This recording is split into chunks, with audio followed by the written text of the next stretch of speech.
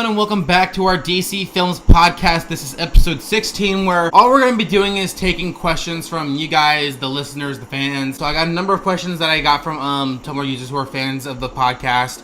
So we're going to be spending the entire, however long it takes to discuss these questions in depth, just talking about whatever you guys want to talk about. So I have a number of questions lined up, and but to get started here, there's a few of the familiar faces for the podcast joining me. So if you guys want to go around and introduce yourselves to the listeners. Hello everyone, I'm John and Great Kongwa on Tumblr. I'm Danielle and I'm a Social Justice League on Tumblr. I'm Katie and I'm Story Advocate on Tumblr. And thank you guys for joining me again. So again, I have a bunch of questions lined up, some from the same people, but I think there's some really in-depth questions here, so I think it'll probably take us a while to answer some of these. And I just want to say, you guys, as the DC fans, are so passionate and it's awesome. I got some really nice messages from you guys last night. I just want to say thank you all for listening and sharing the podcast and being fans of us, because we do this for you guys and because we're fans of the DCEU and want to spread that positivity, and having you guys, listen and share your thoughts on it. It's one of the reasons why we do it, and you guys are awesome. I just want to say that. So to get started, I have the first question lined up from a familiar face here from Jean at Batjectivity on Tumblr. And she says, "Hi guys, sorry I can't be on the show, but I want to hear from you guys. I have two questions. One, out of all the upcoming DC projects that have been announced, which personally are you most excited for and why? And two, what's your favorite moment / scene from any of the films so far? We've probably discussed some of this before, but I really want to hear from everyone on this because you're all lovely. Have fun with the podcast."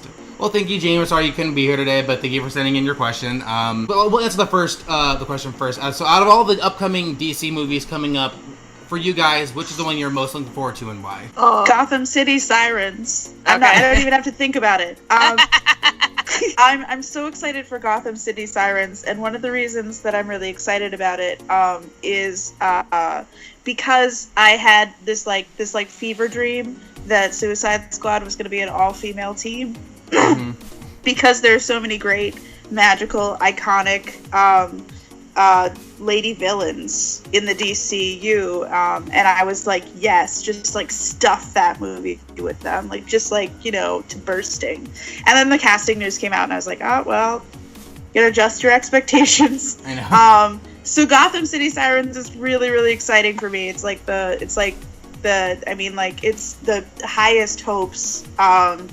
I just, the highest hopes and the highest anxiety too, because it's gotta be a pretty gay movie.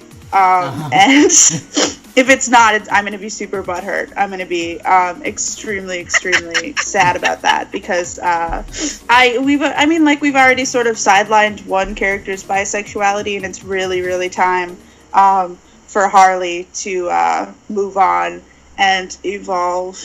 And a great way to do that would be to have her make out with Poison Ivy for 2.5 hours, preferably.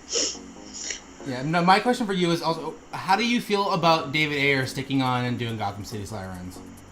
I'm not a fan. I don't mind what David did with Suicide Squad, but I just think that we missed a great opportunity in getting some sort of amazing female talent to do something like that, and I think that it's going to be really hard to justify a story with 3 female leads, and then say, well, yeah, and David Ayer's directing. It's like, oh, I don't know. Yeah. I think he did a passable job, but I don't like what he did with Enchantress,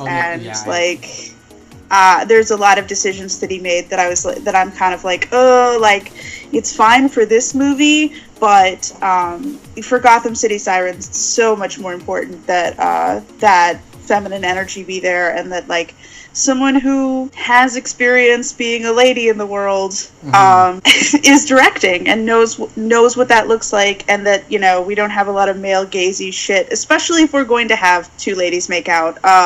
That's of paramount importance. Mm-hmm. We need if they wanted to throw a co-director on that movie, that would be awesome. Mm-hmm. That would be a very good choice, especially if that co-director wanted to be a queer lady. Or let Marguerite Bennett write it. Shit. Mm-hmm. I'd be fine with that. That change would make me a lot more confident. Yeah, and I don't know if you guys have seen that new Professor Marston and the Wonder Woman movie yet, but that's been getting a lot of good buzz from what I can see. Mm-hmm. And that was directed by a woman of color, and especially since she's already kind of tapped her feet in the DC world, at least a little bit, at least in the reality of it.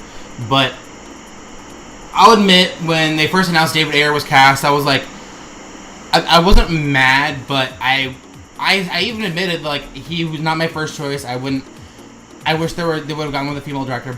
And I mean, they still haven't even, like, really gotten the movie off the ground other than announcing it and having Margot be a producer and all that stuff. So if they were to change to a female director, I probably prefer it. And if the Professor Marston and Wonder Woman gets enough, like, critic buzz and, like, maybe, like, even, like, Oscar buzz, then maybe that will incline Warner Brothers to be like, hey, when you have this other female-led movie, maybe don't get someone who had, like, nothing but sexualizing shots of Harley Quinn throughout all of Suicide Squad. Which, I mean, I get, which is, like, Harley Quinn, that's embracing her sexuality as part of her character, but, like, as someone who, like, I don't love Suicide Squad as much as I did when I first saw it. I would just like someone else who, you're right, has, like, the correct vision for these women and who has a woman's perspective to direct these characters. So with you know, with a girl and girl kiss, like, it's going to be so easy, and it's going to be instinctual for most filmmakers. It's going to be instinctual. Like, I want to be fair to David. It's going to be instinctual for most filmmakers to direct that scene for men. And I think that to direct that scene with some titillation, and I think that what Hollywood really needs is a female gaze on that particular kind of scene. And I think that, you know, it's just going to be like Ayer's just going to have the wrong instinct, I think. And it doesn't amount to firing him or anything, because he's doing Suicide Squad 2, and, like, we're very happy that he's in that particular corner, and that's fine. It's just this particular project is a big deal in terms of like sexuality diversity and gender diversity, and hopefully racial diversity.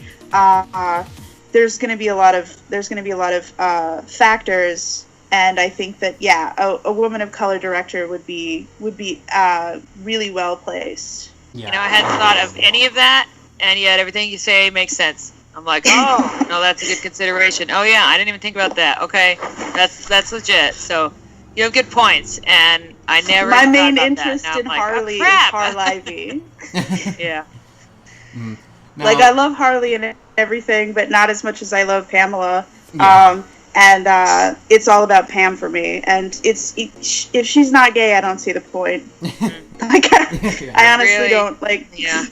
Well, Margot was the one that got this started, though, wasn't she? Like, wasn't she the one that was like, hey, we should do, you know? Like, she was the one who went to DC and was like, hey, we need to do this movie. Yeah. I hope that helps kind of to shape it in the right direction, and I don't know, just get things done right. Interesting. Yeah. And I mean, I'm looking at it from, like, you know, my old lady perspective too, and I'm just like, Margot's very young, you know. That really plays into it for me. I'd like, you know, if an older woman were on the set, and preferably a queer woman, I wouldn't be so concerned about it. But I think that at 25, 26 now, I think. How old is she? She's born in 1990, so she's 27. I think. Oh. All right. Well, like, at that age, like, you know, I think she's going to be much more inclined to sort of defer to David. Yeah, I was going to say, unfortunately, we're trained to do that, you know. And I mean, like, and the thing is, I think she's done a really good job advocating. Yeah.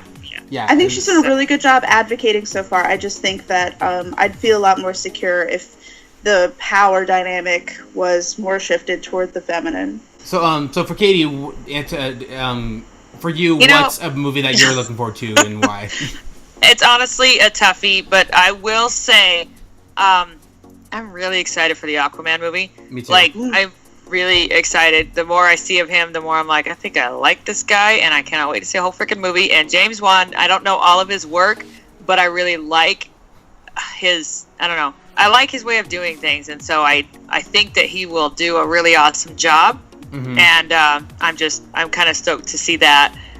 In terms of the far future, like things that have been announced but aren't being worked on yet, Man of Steel 2, like hands down, because I'm a geek for Henry's Superman, and I need more. So yeah, and especially because they keep teasing, like Amy said, like, oh, they're working on the script right now, and blah blah blah. But it's like I love what they've done with Batman vs Superman and what I can see from Justice League. Like, it looks like it's gonna be great, but it would be nice to have Henry get at least one more movie of like just himself being Superman. You know.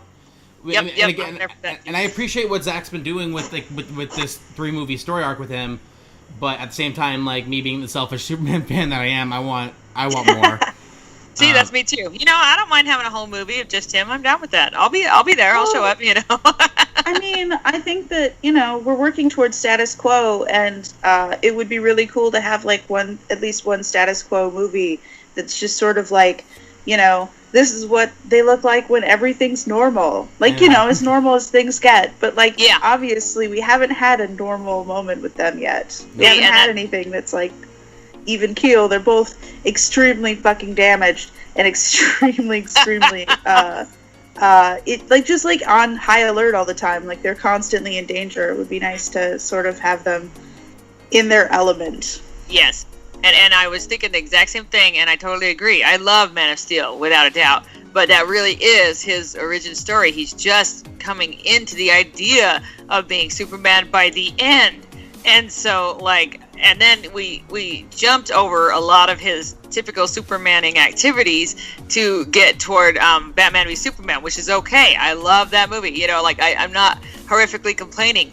But the idea of getting even a little bit of Superman, especially Clark, just kind of, I don't know, at home in his identity, a little bit more accepted by the world, a little bit more at ease with his position of power, and just really, being that awesome Superman that he is. I'd take 2 hours of that, easy, just give it to me. So yeah, it would be wonderful. And I'm sure, there's got to be conflict and problem in a sequel too. It's not like you could just show us 2 hours of that and be like, here's your movie. I'd love it, but the rest of the world would be like, what the heck?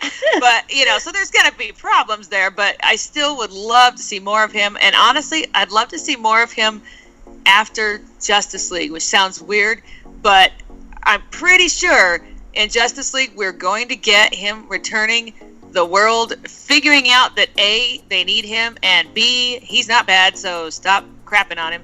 And and so he's going to be in a much better place mentally, he's not emotionally. Alone. Yeah, he's not alone. So I want to see that. I want to see a whole crap load of that. Even if he has struggles he's just or problems, so that's cool. I could just run out and stop this tidal wave because the world's handled. Don't worry about it. I just want to see Superman in a good place with Lois, a little bit more accepted by the world, and just, really, really at the top of his game. He still has never quite reached that point yet, and I'm assuming that he's going to return, and there's going to be kind of an amazing moment like that, but we're not going to get tons and tons of minutes of it. And so, really, I want a whole movie of that. That's all. I also think Amy's working towards something really interesting with Lois, and she deserves to complete that arc. And they need to greenlight this movie because, she's got no reason not to work. She's got. I'm sure she's got plenty of other places that she could be on the table. Oh, and yeah. It's have some.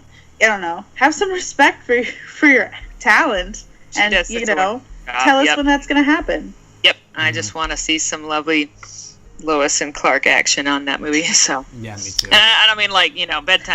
No, yeah. I know you laughed. I know where your mind went. But either way, just I love them, their whole relationship, everything about them. I'm like, yeah, you just give me a whole lot of that, and I'm here for it.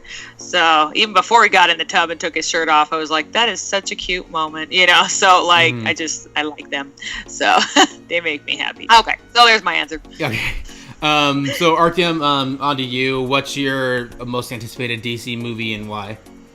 I think I will go with Shazam. because this character is an underdog, even in comic books. He is not popular, and especially in the media industry.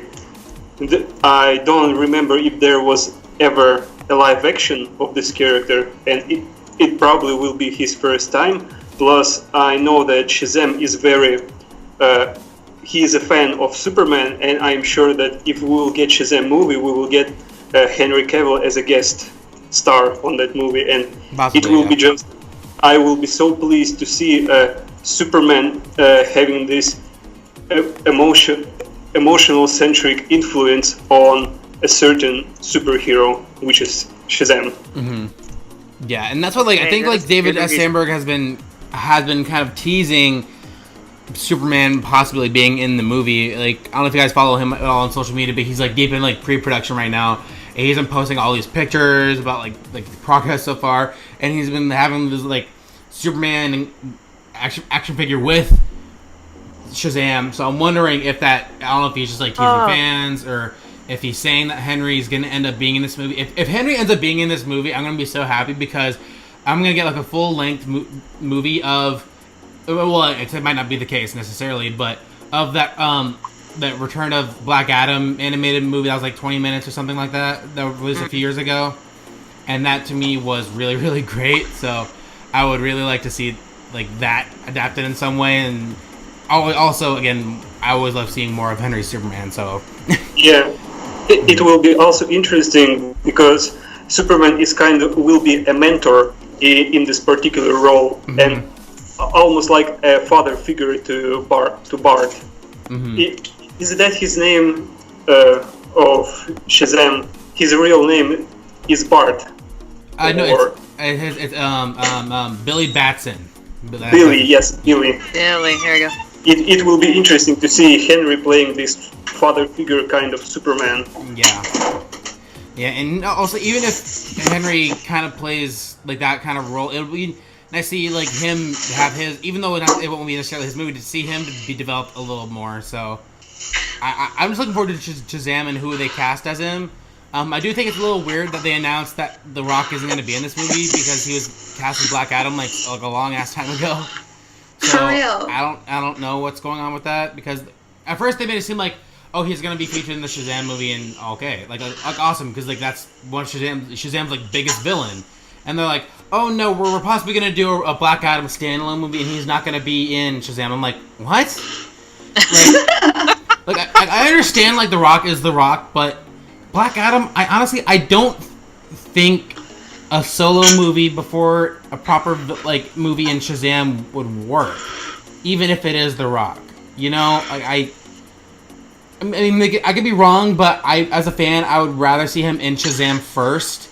And if it just seems like they're taking it, they're putting him back on the bench, and I think that's kind of crappy, because none of the other roles have been cast yet. Why not just, I don't know, I'd just go ahead with what you have, and I feel like what they meant is we're putting off the Black Adam movie by 100 years. Here comes Shazam, and it's I mean, I don't think The Rock has a lot of better offers happening, because I think that, he's been doing some pretty lowbrow shit.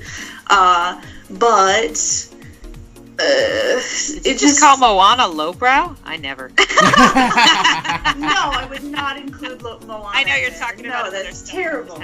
But yeah, no, he's got a docket of pretty crap movies. And he makes movies. It seems expressly so that the children in his life can see them, which is hot, and I'm into it. No disrespect to Dwayne, but at the same time, take the man off the bench, let him do something. I know. And I think that it feels like they've just sort of been well, maybe Black Adam later, and that makes me feel like it's probably not going to happen, which sucks. That is really weird, because I agree with all the casting and everything. I would assume that would be their next step, and the only thing I can think is that they had a particular story in mind for Shazam that doesn't yet involve Black Adam. So, but I agree that's kind of odd. honestly, take him off Black Adam. This doesn't make sense. Make him to me. Shazam. Yeah. Mm-hmm. Is anyone more believable than Dwayne freaking 100-watt light bulb Smile Johnson as, like, you know, I would be so much more on board. I would be 110% more on board if they were like, oh wait, psych, Dwayne is actually Shazam. And I'd be like, yeah, we're doing this. It's time. Captain Marvel, I love you now. I never thought I would, but I do.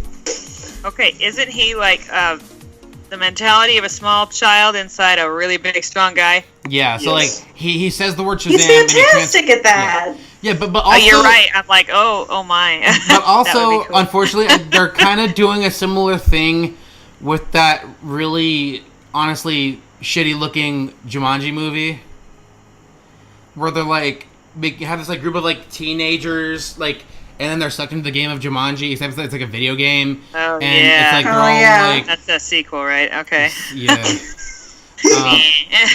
And no, and it's just like I that has a similar kind of vibe to it in terms of like where The Rock could be as like Shazam, but like I don't know. I wish they would have just cast like if he could be a great Black Adam. Don't get me wrong, but there are very few actors who I think can pull off being this like immature preteen young teenager in an adult's body better than The Rock.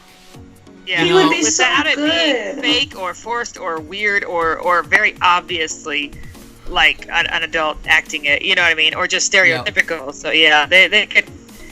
Yeah, he's a good dude with like a sweet light that sort of like emanates out of his soul, and I felt like this since I like fell in love with it. Like this, he's the reason I watched wrestling for like 2 years.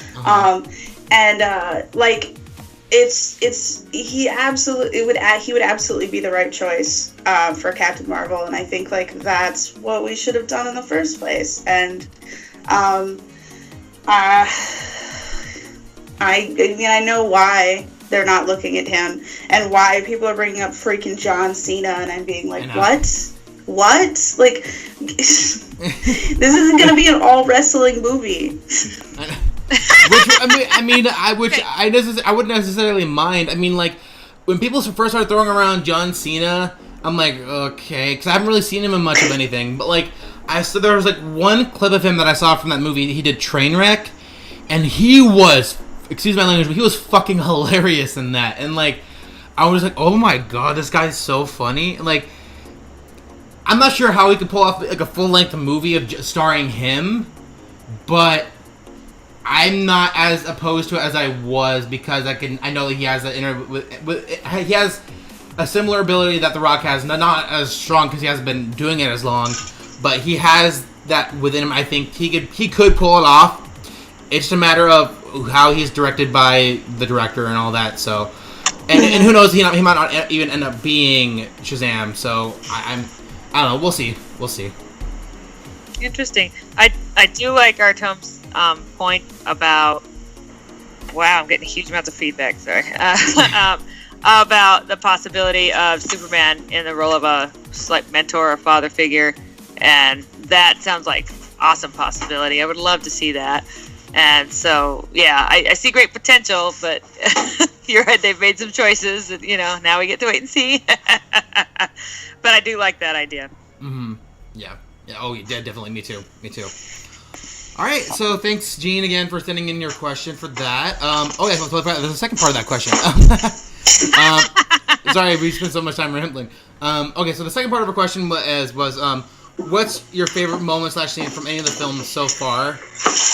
And I'll go ahead and start. I'll start this one. For me, it's that montage of Batman v Superman when all the news outlets are like talking about Superman as he's out there doing, like, saving people, and everyone's just out there like criticizing him, like why can't he like follow our rules, and like you have all these like news pundits like criticizing him, and you have a couple of people who are like, maybe he's not just some like God or Jesus figure, maybe just a guy trying to do the right thing. And it's just like, to me, like, that whole sequence like embodies why I love this interpretation of Superman, because it's not an easy journey of like, oh, he just throws on the suit and everyone's gonna love him. It's so much more complicated than that, and that scene to me is a prime example of how I think the world really would view Superman if he were to really exist. And I think Zach directed the hell out of that, and just seeing Neil deGrasse Tyson talking about Superman, first of all, is already awesome. But I think that for me, so far, that's one of my favorite moments. So if you guys each want to go around and what's your guys' favorite moments in the DCEU so far? Oh, that's an easy one. Man of Steel flight scene. But I knew someone was going to say that. The entire scene when he encountered Jor-El and it follows with like, I love every word that Jor-El says about Superman. There's just so much mythology of Krypton, and it just every word he says, it has just so much of Superman inside of it. Like, you can give these people hope. That's what our symbol means. It means hope for potential that every person can be a force for good, and you can bring that to them. Mm-hmm. And then right before Superman takes his first flight, also I like how he fails at the first time, and after that he gathers himself, and we hear the most beautiful quote that I will remember it forever. You will give the people of Earth an ideal to strive towards, etc., etc. And then he takes this leap with this amazing Hans Zimmer score. It was such an inspiring scene. If I ever want to introduce a person to a Superman character, if a person never knew who he is, I would show this scene, and it will be like a representation of why I love this character so much. He's just that inspiring. Yeah. That is beautiful. Yeah, like I remember, like just like even like when Katie and I did the commentary right before we started doing the podcast, it's just like watching that scene again. It's just it's awe inspiring, and I love the scene. It's one of my top like 5 scenes in the entire DCEU. So I'm right with you there. I agree wholeheartedly, and I like how like he did struggle for a bit, and like and I think that was also a bit of an homage to like the whole classic like. Stronger than a locomotive, leap tall buildings in a single bound. Like it was kind of like I think it was a bit of like a struggle, but also an homage to that. And I really liked it. And then of course when you hear him fly, you hear like the old school like flying noise in the background, and I thought that was pretty cool. And then just seeing him, like Clark, like he enjoys flying. Like he's really, it's not. Yes. Like I like for all the people who say that Henry Cavill doesn't smile, I think he like. And I was one of the prime example of him smiling. He was smiling pretty much that entire time he was flying. So he reacted like if a real person learned that he can fly, because he has a mentality of a human, and so learning that he can actually fly, he reacted exactly the same way as if we would react if we were on his place. Yep. And truly, I've never seen a depiction of Superman embody so much power in the way he flies before, and that has always impressed me, the way Zach approached it. There's nothing just light and easy about the way he does it. So even in that flight scene, when he really starts zipping in and out of the canyon, and you get a feeling that he's really starting to kind of hone these particular skills, stuff like that, there is so much power behind all of his movement. And then he dips down over the water, and there's water flying and everything like that, and you realize how fast and powerful he really is. And it's really cool. It's very awe-inducing, I think. Well, I think the strength of depicting Superman is being able to have him like set down on the ground and have like the whole freaking block shake, and have like a really solid depiction of that power, and then contrast it with the personal tenderness that the character possesses. Yep. And I think that's like my ideal measurement for whether or not a director or an artist has a hold on the character. Oh yeah, yep. Yeah, that's awesome. Yeah. So for you guys, Danielle and Katie, what are some of your favorite scenes or moments from the DCEU so far?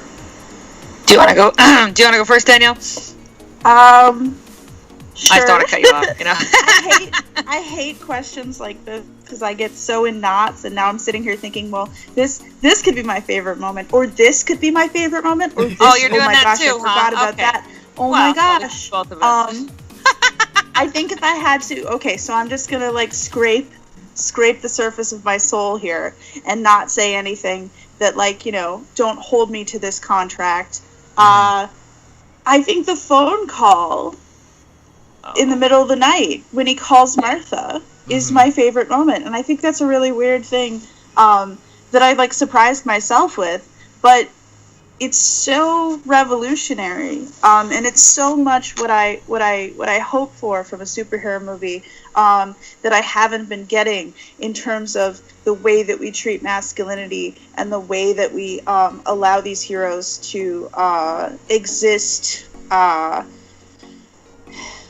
divorced from their weaknesses and divorced from their doubts, and just this idea, like, that's so Superman. Like, he just called his mom in the middle of the night to, you know, ask her vague philosophical questions, and, you know, chiefly we get the feeling like to just, you know, have the reassurance of her voice, and it's so Clark too, because he could have showed up. Like, he could have just showed up in the middle of the night. It's not a big deal. Like, it's, you know, travel's nothing to him. But, like, you know, I mean, like, it's the same with, like, how much I appreciate that, like, you know, he's just in the kitchen cooking eggs one day and stuff like that he's just doing, like, normal, you know, pedestrian human things at regular speed. And it's just the idea that he's just a guy calling his mom in the middle of the night being like, hey, you know, I really wish I could talk to Dad right now. That was just amazing and heartbreaking. And I was like, you know, I mean, like, it wasn't in the theatrical cut, so you know, I remember watching the EU and just being like, wait, what the fuck just happened? And rewinding it and being like, that just freaking happened. That just happened. And of course my girlfriend's sitting there like nonplussed, like sort of like, well, what's the next scene, honey? Maybe we should keep watching this movie. You're like, no, and I'm like, you no, this just ruined my life. We have to wait. We have to sit here and talk about it for 45 minutes. Like, I cannot. And of course we were watching it like the moment that it came out. So like, she's like, it's 4:00 in the morning, sweetheart. Can we just finish the movie? No, we cannot. I need to talk about this. Oh my God. See, I feel like, yes, we can finish it, but then we're getting ready for bed, and I'm gonna talk now. You know, that's He called his mom. Oh, yeah. Off the top of my head, I also have a top 10 list, but I was gonna say, I'm like trying to whittle down from 20, so like there's too many. There's way too many. But I will agree, like every single one of those of your guys's is also up there in my top 10. And even now, I'm like trying to decide, okay, is that one more important than this? Which one's my favorite? I don't know. What I will say is that, oh gosh, I love too many of them. Like, okay, for me it was a toss-up between the final battle against Doomsday, and which honestly, the most blood pumpingest, holy crap, I don't know what it is, the music, the teamwork, the fighting, the how can, you know, all three of them together, I don't know, it just gets me, you know, it's really, really, really cool. But at the same time, like, because you guys have already said yours, and I'm not going to take that from you because they're beautiful, I will say one of the most moving moments for me every single freaking time is Man of Steel when he defeats the World Engine.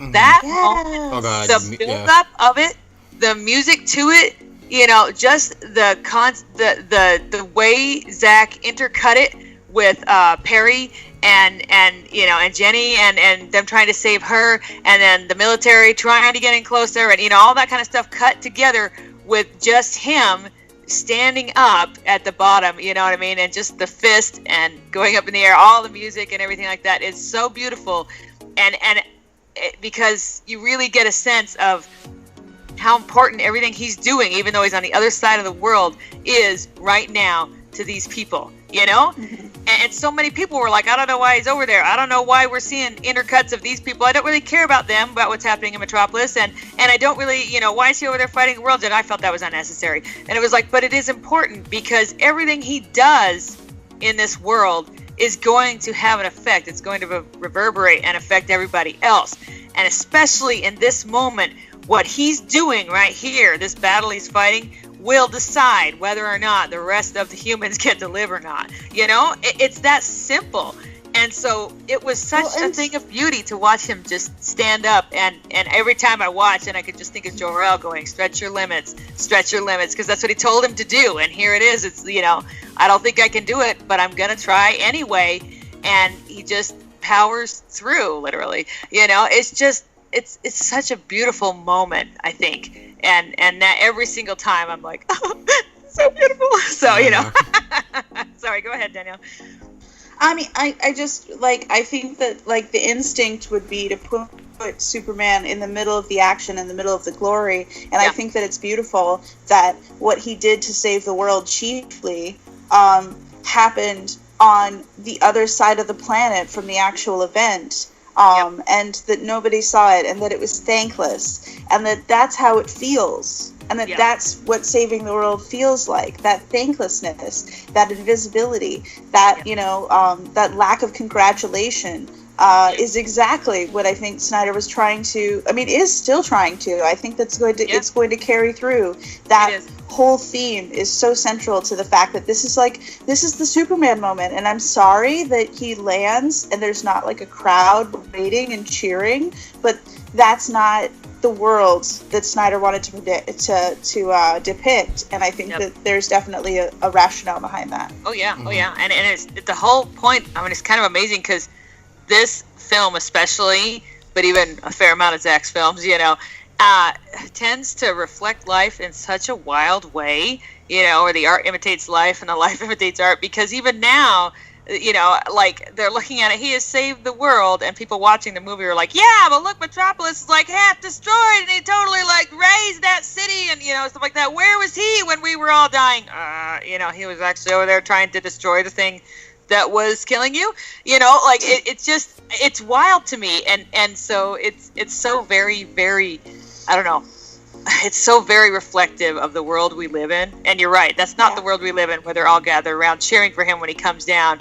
The world we live in is where he lands in the middle of decimation, and people are still in shock and trying to figure out what the frick just happened, you know, and really only all you get is Jenny looking at them and saying, he saved us, you know. I mean, that's it. You know, it just, and not on top of that, but, you know, oh yeah, Zod's not gone, so suck it, Clark, now you get to fight some more. You know, I swear the universe was like, yeah, I don't care if it's your first day. You're going to get hit hard, and it's going to suck. Okay, let's do this thing. So, but it really, I don't know. I love that whole stinking movie, but that one especially, it just moves me every single time to watch him work so hard and overcome that, and Zack just depicted it perfectly for me. Yeah, and I completely agree. And just, I wanted to like throw an honorable mention out there. Another one of my favorite scenes is also from Man of Steel, and when at the end of the Battle of Smallville, and Clark emerges from the rubble, and the soldiers have their weapons aimed at him, and they just slowly lower them, realizing that he's not a threat. That to me, like, I could watch the scene on repeat all day, and then the way it ends with Christopher Meloni's character going up and saying, "This man is not our enemy." And you can see the relief from Clark when he's just like, oh, thank you, Colonel. Exactly. And I love it because it's not like he's in danger, you know, but he really is apprehensive about how he's going to be accepted. Are they just going to start shooting? Are they going to freak out? Are they, you know, he has no idea of his reception anymore because they've already kind of opened fire on him and everybody else, you know. And so, yeah, it's such a gorgeous moment. Yeah, so I just want to throw that one out there because, again, there are so many moments in the That's DCEU. A good one. That is a good one. Yeah, but so thanks again, Jane, for sending in your question, and we spent like a half an hour just talking about it. I was just saying, you rock. I know, thank you. So you might as well have been here in spirit because of you, we were on this for like a while. All right, so to move on to the next question. So this topic that I'm going to be bringing up next is something that I've been kind of sitting on for a bit because I wasn't sure how to really approach this, and so because someone sent in this question here. So this is from April Kepner on Tumblr, and they say, question for the podcast. Do you guys feel with the Weinstein scandal and Ben Affleck being called out about how he knew about it, do you feel like that will mess up how you see Bruce and Batman? That is a good question. That's a really good question, and it's. I knew this was going to come. You're right. It was like, oh, this is going to be approached at some point. You know? And I don't want to ignore it. And I want to say to all of the incredibly strong and brave women who've come out and telling their stories about what happened between them and Harvey Weinstein. I have nothing but the utmost respect for you. Oh yeah. We all are here with you to point out and just these are disgusting men who honestly should have no place in Hollywood and frankly in any society. Place, yeah, in any society. These men are pieces of shit, and to anyone who does this, not just Harvey Weinstein, but Harvey Weinstein, especially because of what's been going on and what's been coming out.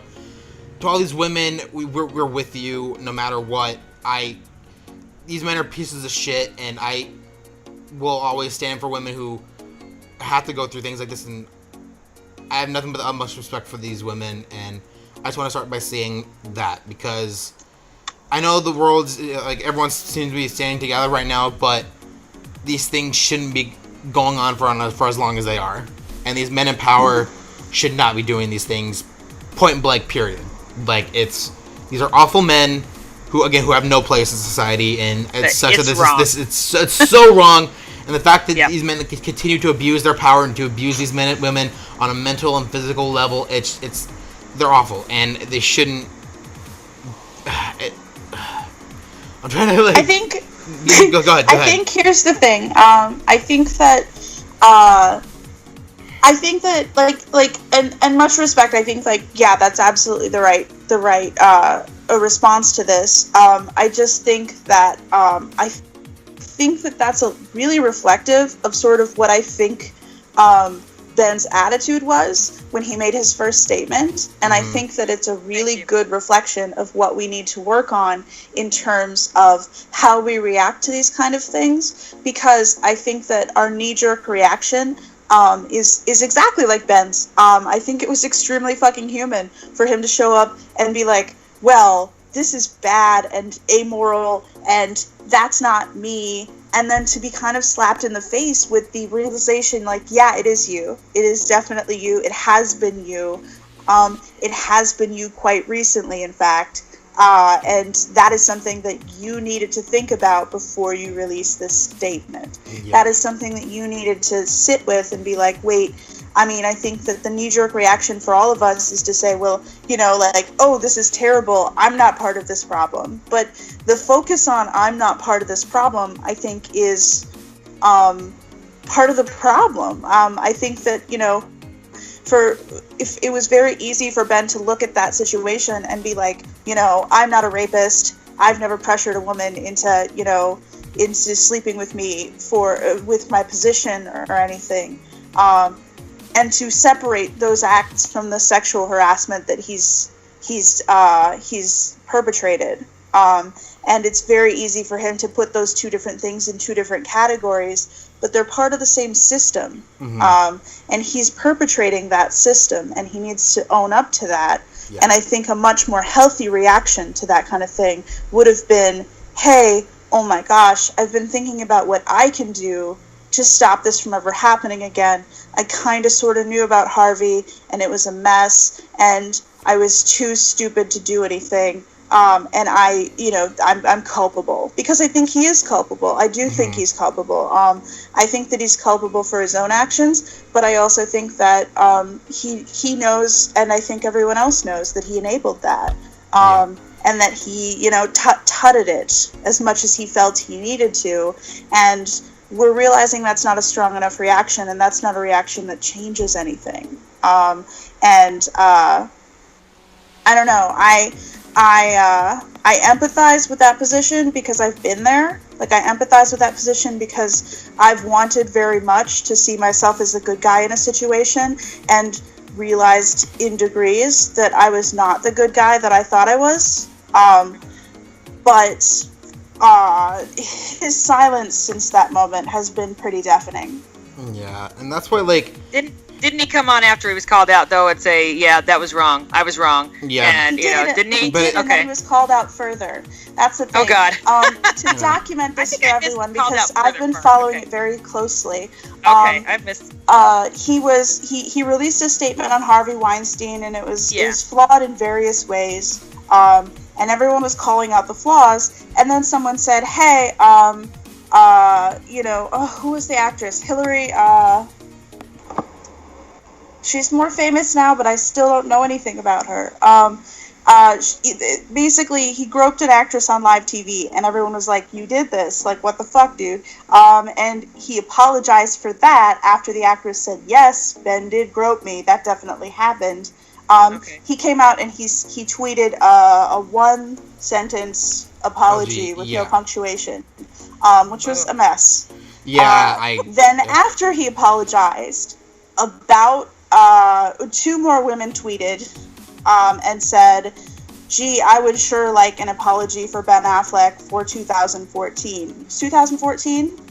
Yeah, I think that's 2012. I think it's 2014 from what I heard. 2014, yeah. 2014 at a Golden Globes after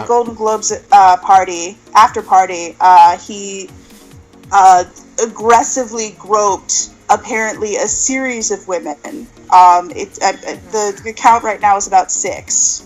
Mm-hmm. Who have these specific experiences that they either told someone who tweeted about it or that they tweeted about it personally.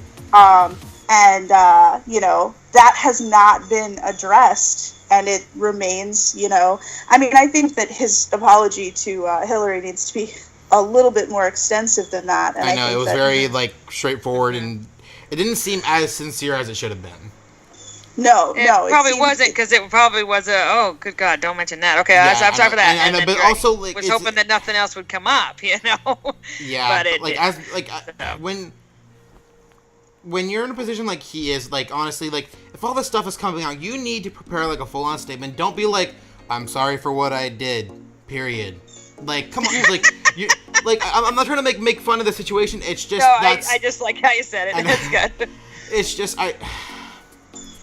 it's moments like this for me. It's really hard to separate the artist from the person. Mm-hmm. And I've said before, and I'll say again, I think he's been one of the best portrayals of Batman. That does not excuse his behavior in any way whatsoever. No, and we have to be careful as a society. We are extremely likely, we cannot stop doing this, of finding people that we admire or like for different reasons. Mm-hmm. They're either really good at something, or they're hella good looking, or, they just seem so whatever it is, it doesn't matter. We find these people and we feel this desperate desire to put them up on a pedestal and make them worshipable, and worship them. We want to worship something. And so we end up worshiping fellow humans, which is inherently a bad idea every single time. Because the problem with it is that we're worshiping humans who are all really flawed.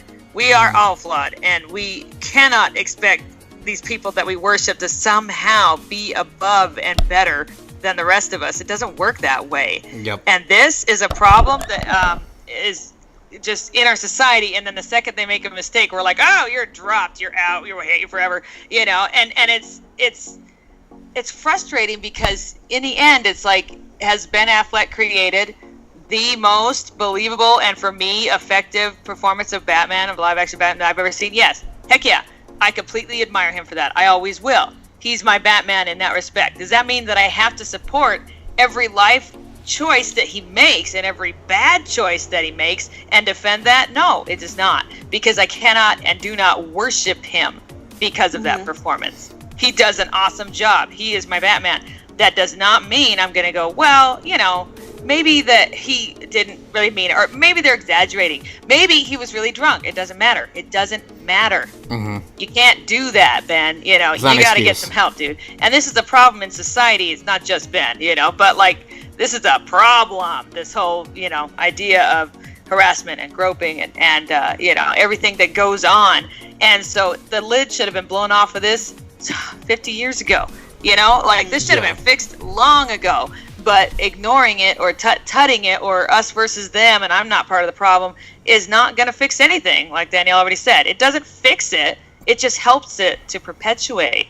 And everybody just kind of glosses over the top of it and pretends that it's not as bad as it actually is. Yeah. That's not okay. And I deeply love his performance. That does not mean that I have to worship him as a man. And as a fan, it means I worship his Batman performance, not him. because he is flawed, and so is everybody else. But, you know, I'm not going to put myself up for that disappointment because people keep seeming to do that. I'm just rambling. Go ahead, Danielle. Well, I think that, crap, it's gone. All right. Sorry. I mean, I think that, I just think that this situation is a really good object lesson, and I try to focus on the teachable moment in these kind of situations, because I think everybody right after it happened is a little shocked and a little hurting, and I think that especially the people who have experienced stuff like this were really, really, really hurt by realizing that Ben is this guy.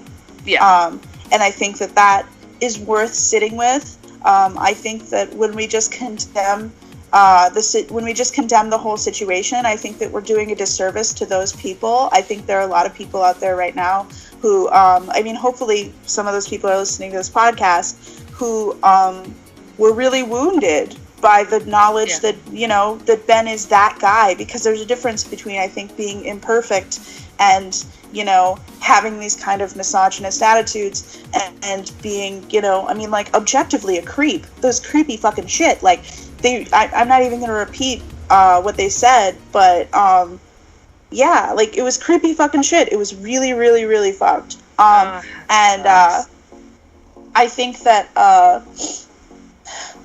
this is a really good object lesson, though, and I think not putting people on a pedestal, but also realizing that they're just as much a reflection of us and just as much a reflection of how we need to self-examine constantly, and how we were all raised in a toxic soup. We were all raised in this shitty place that is full of shitty values, that undervalues women, and that hurts marginalized identities, and that hurts people of color. And all of those things are 100% true of the place that all of us grew up in. And we're all super messed up by it.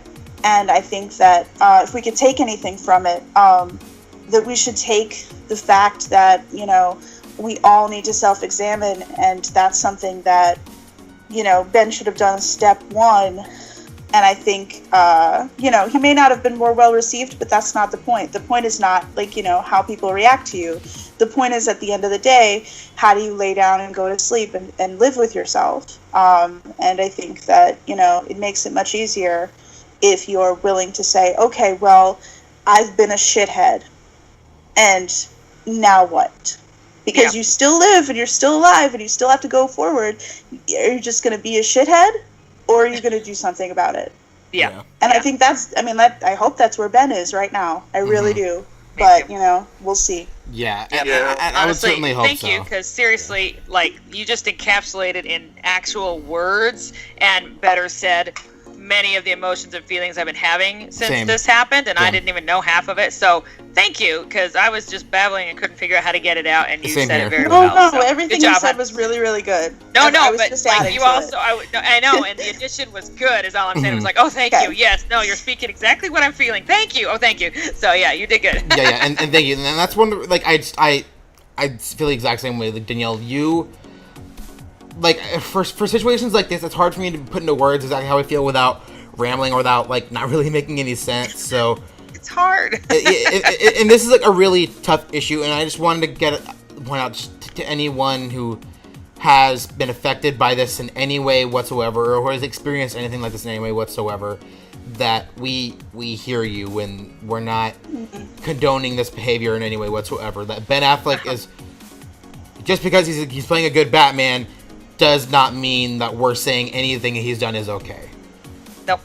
He needs to fix some things. Yeah, to say the least. That's why, like, I wanted to, like, I'm glad that this person sent this question, because I haven't been entirely sure about how to address this within the podcast, and because my fiance and I, like, when it all came out, episode would be a little heavy. Yeah, and I want this to be a place about positivity, but again, this is a real world issue, and I don't want to pretend that these things don't happen and make it seem like, oh, like, especially with considering how involved he is within the DCEU, and he's one of the biggest characters right now.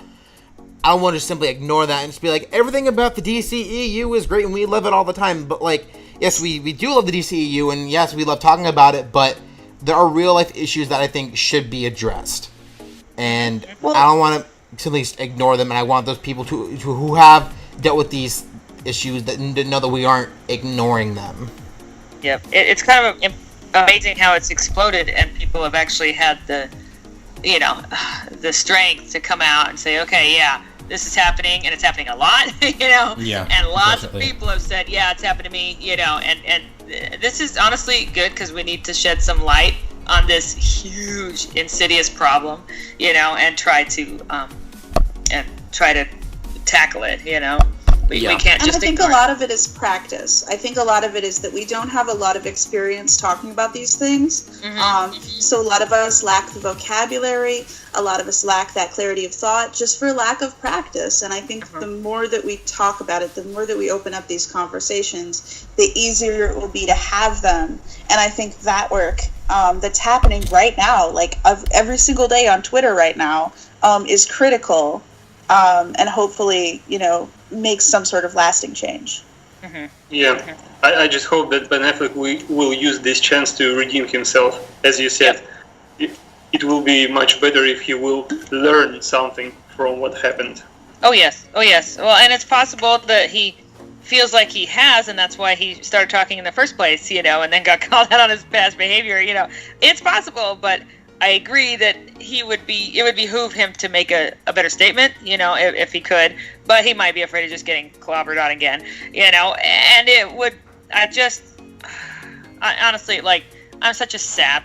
All I ever really do is wish everyone to be happy in the world, that's all I wish for people, is for people to be, happy and to fix any problems they have, and to not have any, difficulties, and to just be happy in their life, and that includes people who don't deserve to be sexually harassed, and so in the end, like, I just deeply hope that he can, I don't know, again, self-assess,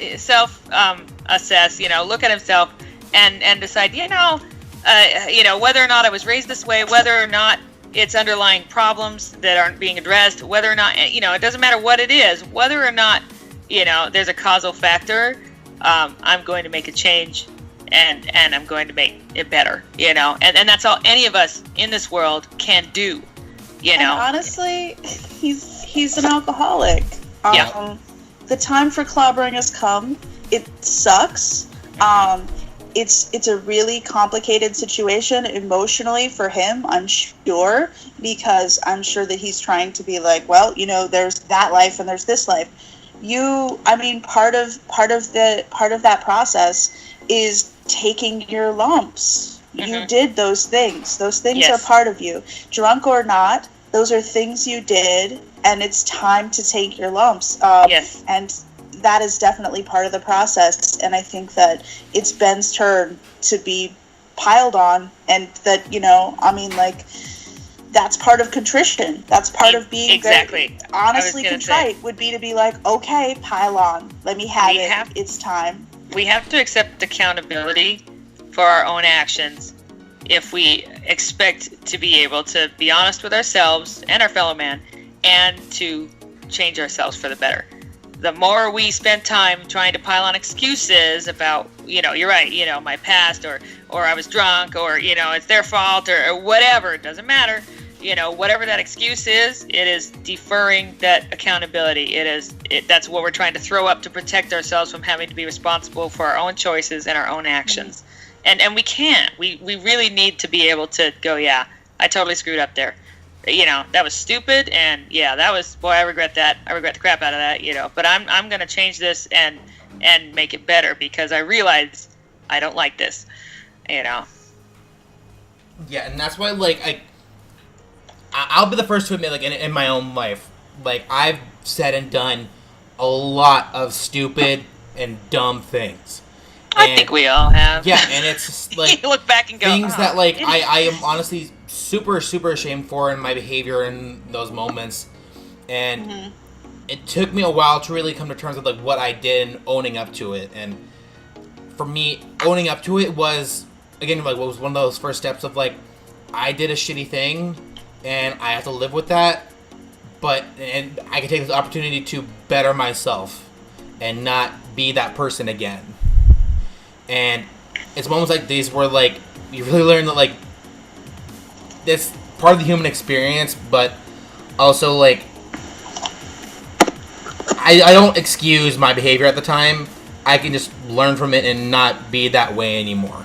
Like, I learned to not stop making excuses for myself, and that I did something bad, or I was dumb, or I said this when I shouldn't have, and you learn to move on from that and try to be a better person because of it.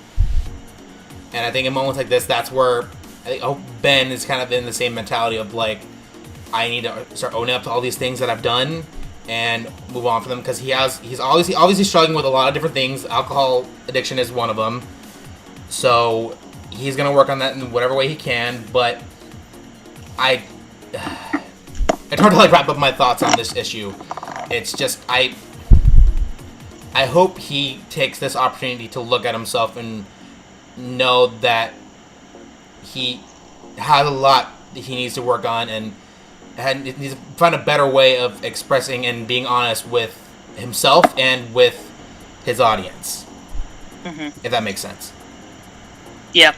You know, and the sad thing is, I don't know about everybody in the world, but, like, I'd be supportive of that. You know what I mean? Like, many people will kind of write off somebody and then be like, well, they're irredeemable. They're never any use to me ever again. I'm going to pretend they're dead.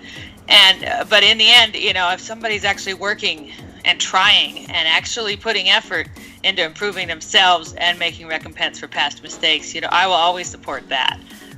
You know, I'll be there in your corner rooting for you, because that's what we all should be doing as people. I mean, if we separate people into harm doers and the people who are harmed, then we have no way to reduce harm. Like, we don't have a strategy for harm reduction. And I think that's really what needs to happen, is that, you know, I mean, like, we need to look at ourselves and be like, okay, you can't exist in the current state of the world and not cause some sort of harm. What places am I causing harm in, and how can I reduce, like, basically, like, the violence of my actual existence, like the emotional violence, the physical violence, whatever violence is happening, because of my existence, because of the way that I live. How can I reduce that? And I think that, you know, I don't know. I don't want to speak for Ben's state of mind, honestly, because we don't know. I found his initial apology kind of flippant and kind of, you know, checking out. And I think this is a conversation he shouldn't have checked out of. And I'm concerned that that's what happened. And I hope that, you know, he's actually still listening to the conversation happening. I think that, you know, maybe his instinct, and I think just because of the way he's handled racial issues in the past, I think that his instinct is to shut up and turn on his ears. And I hope that that's the approach he's taking. I hope that the reason that he's so quiet is because he shut up and started listening. Yeah, and that would honestly be my first instinct, because you're right. Especially after getting piled on, it's like, okay, and, you know, but that doesn't mean you just go sit in a hole somewhere. It means you just start watching and listening and doing a lot of thinking, you know, before you open your mouth again. So, yeah. So I just want to thank the April Captain on Tumblr for bringing up this, because it's a conversation that I really think needed to be had, and I wanted to address it in a way that, you know, we want to to put out there that we aren't ignoring this issue, that we are talking about it. And I think it's a conversation that we're probably going to continue to keep having to some degree, because this is an issue that, unfortunately, I don't think is really going to stop anytime soon. But being aware of it and knowing that these things continue to happen, I hope we can take small steps into, like, getting this to slowly end, and as quickly as it can. But yeah. So, and thank you, Danielle and Katie, for everything you guys have said. And for certain issues, it's hard for me to, like, again, to, like, put into words all of my thoughts, because it's just, like, a lot of, like, emotion and, like, anger and frustration about certain things. So I just want to thank you guys for being so calm and collected about this issue, and being and saying what you said, because for someone who, like, for me, like, in issues like this, I'm like, my mind's like a bit of a mess, but thank you guys for everything you said. I do appreciate that. Anytime. I like to Yeah, talk. absolutely. All right, so to move on to a bit of a lighter subject, to move on to our next set of questions. So, one of the next questions I have is from Diana Princes with 3 S's on Tumblr. She has a series of questions, so we'll kind of address each one as we go along. Our first question is, who do you want to direct a possible Man of Steel sequel?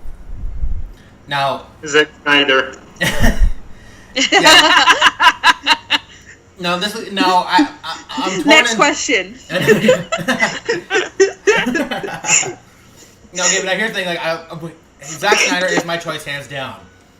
But the part of me that's also thinking realistically is, like, is Zack, after everything that's happened, gonna come back? And that's a question I don't know the answer to at this moment.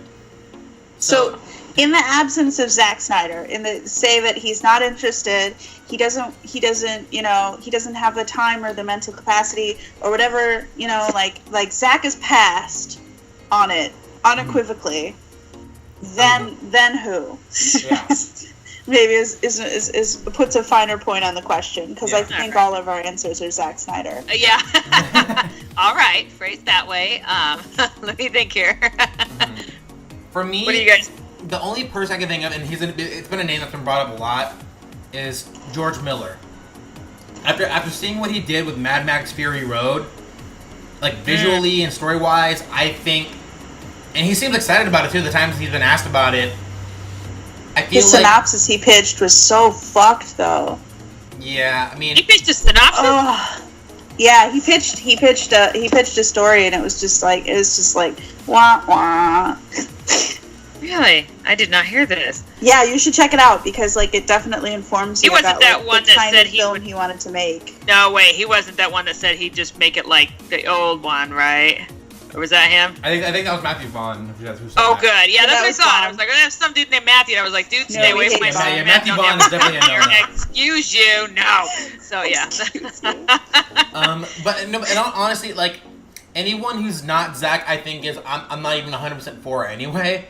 So take any Makes choice me I say with a nervous. grain of salt. Yeah, but like I would, That person's gonna have a large vetting process by the whole fandom. It's true, It's gonna be rough. and I don't like to, like, I really like to be like, well, let's wait and see what they do, and then I will decide. Like, I really try hard not to go in with a preconceived, well, this is gonna suck, or I'm gonna hate this. I really try hard not to do that, but I just cannot immediately pop up with anybody that I have complete trust in. That they'll take what's already established and build on it, and make it as good or better, and not try to do something else, or just be like, here, it's just a sequel, and you end up with those crappy sequels that you wish never happened, or I can't think of anybody right off the top of my head that I would immediately be rooting for, or that I would be screaming their name, hoping that the universe will hear so that they will hire them. I can't think of anybody. yeah. If it's Except for not Zack. Zack Snyder, if it's not Zack Exactly, Snyder, except for Zach. I would hope for Patty Jenkins, Yeah. to be honest, because Okay, yeah. Okay, you're right. I can't think of it. Go ahead. You're right. at this point, I just think that besides Zack Snyder and her, any other director might sideline Lois Lane in Man of Steel sequel. Yeah. Yeah, that's a worry I've had too. Yeah. And Okay. Pat Jenkins has been like one of my choices as well, but I'm not sure if that's something she would necessarily want to do. I mean, obviously she loves working with DC, otherwise I don't think she would be coming back for Wonder Woman 2. However, Yeah. I think she's more set on doing Wonder Woman. Yeah, I mean, and I I don't mean- think we can turn around and just dump all the DCEU on her and be like, okay, Yeah, I know. lady, get busy, Yeah, I So- know. But I mean, like, if And they I mean, were we to- have choices. I mean, like, We if we're do. really like thinking pie in the sky, Ava DuVernay is a good idea. Ava DuVernay, yeah. I'd be I've not interested. seen her work, but I've heard good things about it. Selma so. was Her a stuff's really good gorgeous. Yeah. Where But have I seen it? Catherine I've been- Hardwicke. Who else would I choose? I'm always sort of like, what if we just got like a romantic comedy director? to direct this film. Like, let's Maybe. put a real switch on it. Let's just put someone whose specialty is maybe less explodey, because the explosions take care of themselves. It's true. They're More, interpersonal. Well, that's where, like, I think Would love that. The director of the Amazing Spider-Man movies, Mark Webb. I still haven't seen all of 500 Days of Summer, but I really, really enjoyed what he did with Spider-Man and Gwen Stacy in those movies. And I'll still defend Amazing Spider-Man 2 to this day. The villains aside, I still think it's a pretty darn good movie.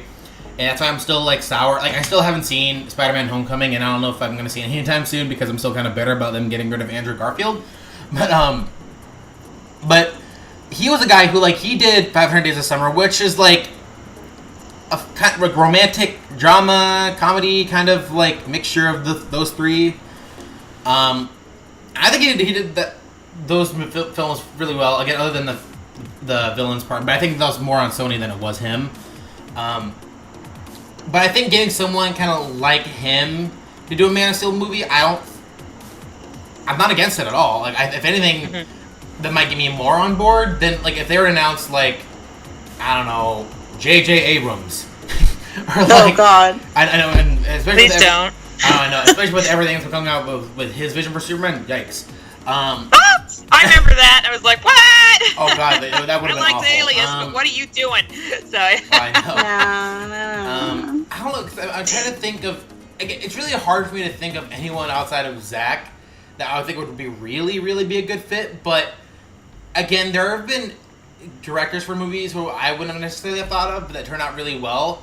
And I know this is a Marvel thing, but the directors of Captain America: Winter Soldier, I think, because they were just guys who they just directed some episodes of that show Community, and I think Captain America: Winter Soldier is my favorite Marvel movie.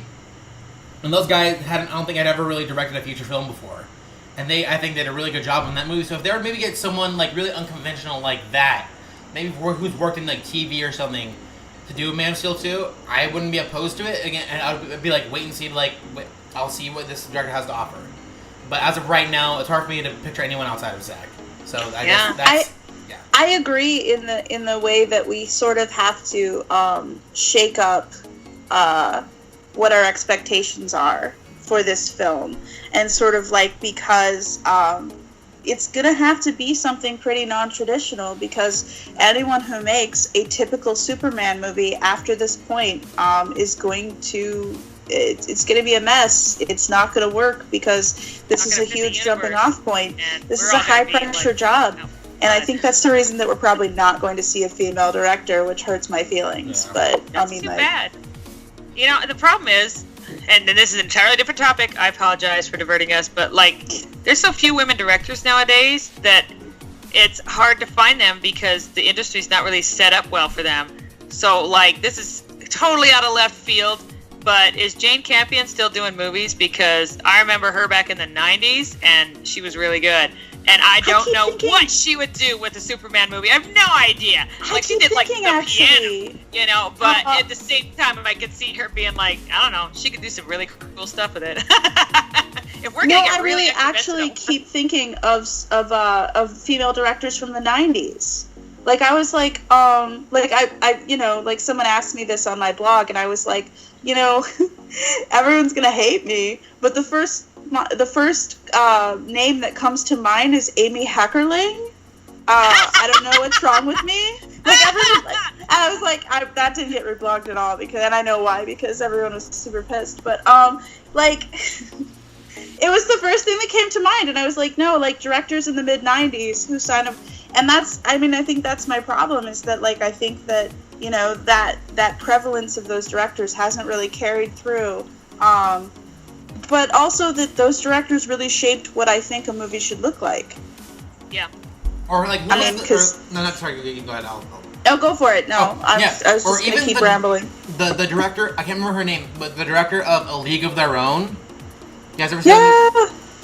Yeah. I mean, that was Penny, right? I love Penny. You know what? I'm going to try to find it real quick. But like, that was a movie, like, growing up, I thought that was also one of my favorite movies, like, when I was a kid. And that was like, you wouldn't think it's not a traditional like, oh, you would think like a kid would like this movie, but it was just like so fun and enjoyable, and like I just found out recently that was directed by a woman. I'm like, wow. I mean, obviously that makes a lot more sense now looking back on it, but like again, it's just the idea of like thinking out of the box for these movies that like I don't know. It makes me almost get like excited thinking of like it could be someone we completely don't know, and I know Warner Brothers like says like they're trying to like think of like up and coming filmmakers and giving more filmmakers a shot at certain movies, and I kind of see some of that in certain movies, but like I still think Warner Brothers is very reactionary towards things. Like if one movie doesn't work with one director, then they're like, oh well, bye, you didn't work out. Yeah. So I'm Yeah, hoping there's that like double standard. yeah, yeah. You know, my main That was requirement. Penny Marshall. It was. Penny Marshall can direct anything. She can have That the woman, whole franchise. She knows I what love she's her. doing. Mhm. So, yeah. I love her. You know, my main requirement for future director of possible Man of Steel sequel will be for this person not being, his mentality not being stuck in Donner era. This will be the main thing for me. Yes. I want someone who actually liked what Zack Snyder did and embraced that vision and will keep that going instead Yes. of coming back to Number the one. century. Yes, you're right. That is the number one requirement, I think, of any of us here. You know, sorry, you can't come in and be like, well, I think that Matthew Vaughn just kind of dug his own grave there. I was like, I'd just go back to the Christopher Reeve era, blah, blah, blah. And it was like, what? No, you will not. I know. You So, walk into no. that room complimenting Zack Snyder, or you get out. I Like know. Well, that's the. Yeah, Like, you know. It's respectful. It's just picking up a project that someone already did, and like if you're picking up a project from another director, you know, I mean, a lot of directors are apparently forgetting that there's some sort of like professional distance when it comes to Zach, but like that's just respectful. That's you know, I mean, like collaborating with other artists, and I say this all the time whenever I teach art of any sort. Collaborating with other artists, you have to say yes and. You have to yes and. You have to say, oh yes, that is correct. Everything that just happened. And in addition, you don't say yes but, you say yes and. You don't say no and, you say yes and. Yes, that's awesome. Here's something more. You are right. You know, in the end, they've got to be respectful of what came before. You can't be full of yourself enough, and there's tons of full of themselves people in Hollywood, and they kind of get that doctor mentality. But you know, but this is I'm the one who knows the most. You know, and in the end, they cannot come in and go, yes, but I can do it better. I will do it better. I'm gonna, you know, just go over top of whatever came before and make this all mine. You know, when you are in something that is not just you, you know, unless you created it from the ground up, did every installment on the way, yeah, totally, that's all you. You can do what you want. But if other people have been involved and have set up things, and then you are coming in, I feel it's horrifically disrespectful to just come in and discount all of that and try to start over and make yours the landmark. You know, it's yeah. Yes, and that's a really good. I'm gonna steal that from you. So Steal it. that's Use great. it everywhere. And it's true. You're right.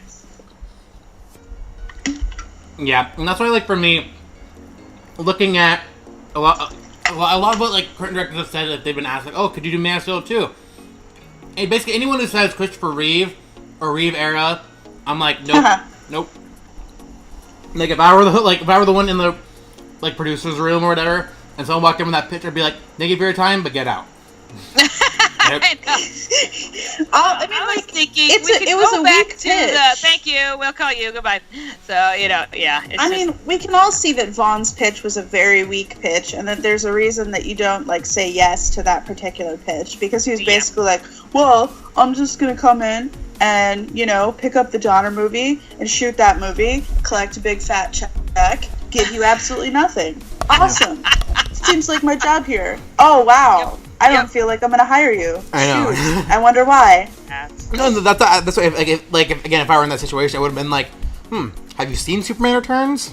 Because we already did that. I mean, again, I'm not Because trying we to say already did that. True, we already did that. It's No, fine. like I'm not even saying that to like put down Superman Returns. I still kind of enjoy that movie, but like been there, done that. We tried doing the Rivera. It didn't work financially, and it wasn't the best critically. I still find enjoyment in it because it's like, hey, like, for me, that movie came out like right after I got into Superman. So anything Superman related, I was like super excited for. Looking back on it, maybe there's like certain things I have big problems with, like the way I didn't find Kate Bosworth to be the best Lois Lane, to be honest. Yeah. Like, I'll have like other issues with that movie, but like I still find enjoyment in it. But like, I don't. After that movie, and once they did Man of Steel, I was like, okay. And after Smallville, I was like, okay, we do not need to go back to the Reeve era. We've moved on. Mm-hmm. Yep. And then here comes Supergirl saying, "Oh, for everyone who hated Batman v Superman, here's the Superman you wanted."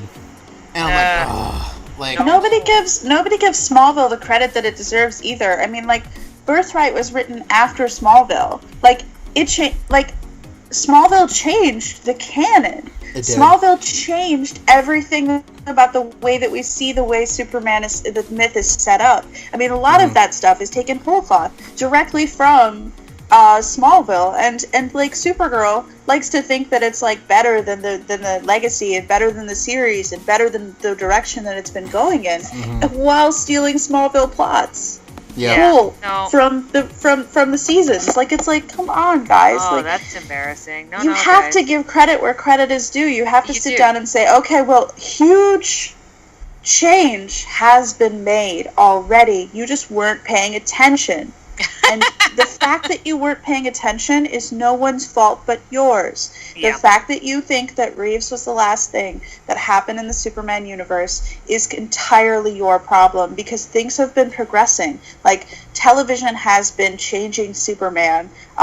And honestly, it feels like a lot of the stuff that we see in the DCEU is in part reaction to stuff that happened on Smallville, to incremental change that was made through Lois and Clark, through Smallville, through all of the properties that have been happening. All of that stuff contributes. All that stuff has an effect, and to pretend like, oh, well, we need to just rewind to the Reeve era is disrespectful to everything that happened in between. And I'm including Superman Returns. Superman Returns did interesting shit. Like, they did some really good stuff. They did some iconic stuff, and they also have already done it. Like, that's the thing, is that, like, if you come into a job, like, if you come into a store to interview and say, like, you know, walk into a candy store and be like, oh, well, it'd be really great if we sold chocolate here, and the whole front section of the store is chocolate, like, you haven't done your research. That's why Matthew Vaughn doesn't get this job,